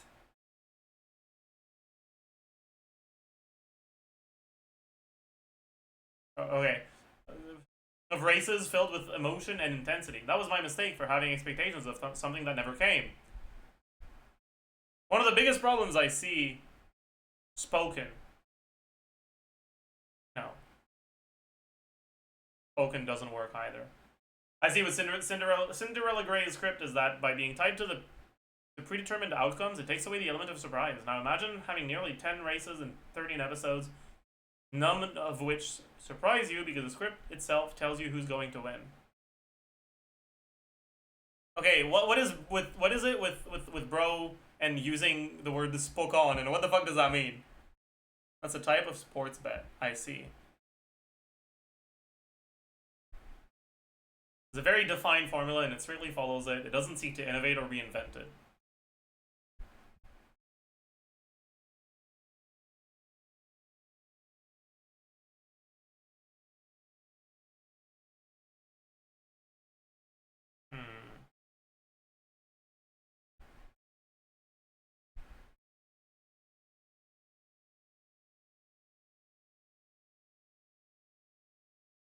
Spoke means sports anime. I see. This review is just rage bait.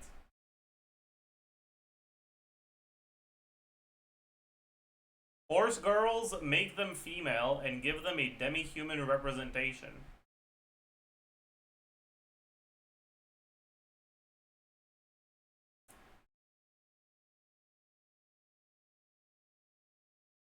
Is this implying that making horse girls female is a twist? I feel like it is. Like,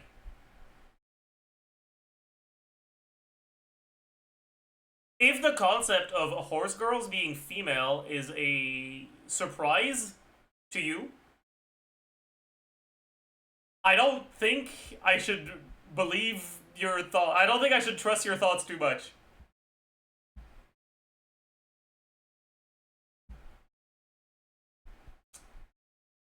But, okay, cool. That's crazy.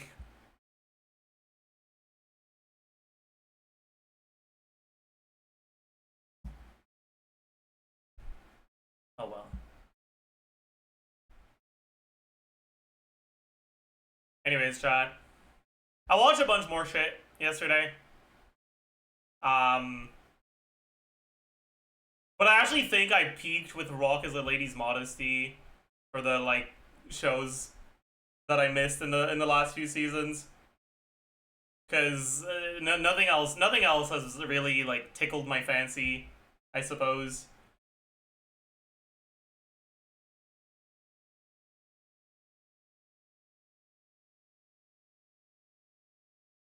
It's time for you to watch Girls Last Door. True, maybe.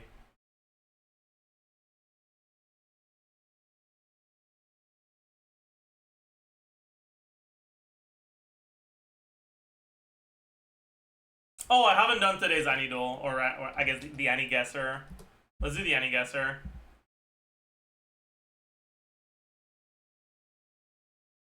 Of course. Okay. I don't know.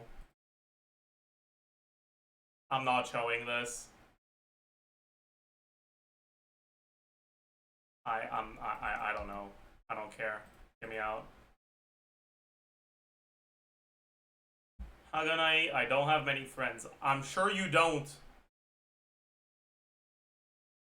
That's... Which one is it? Fuck, I don't know which one it is, chat. Cooked.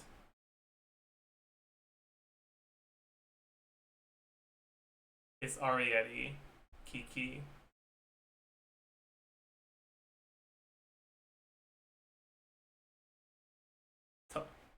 It was not. It was Ariety. You guys lied to me. Cooked. That looks way too generic. Okay. I don't know.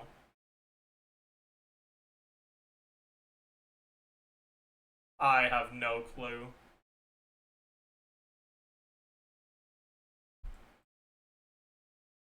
I don't know. Just get me out. Assault Lily Bouquet. Okay. That was not a good start. That's fine. We'll redeem ourselves with characters. Shit, what's his name? That's Slam from Slam Dunk.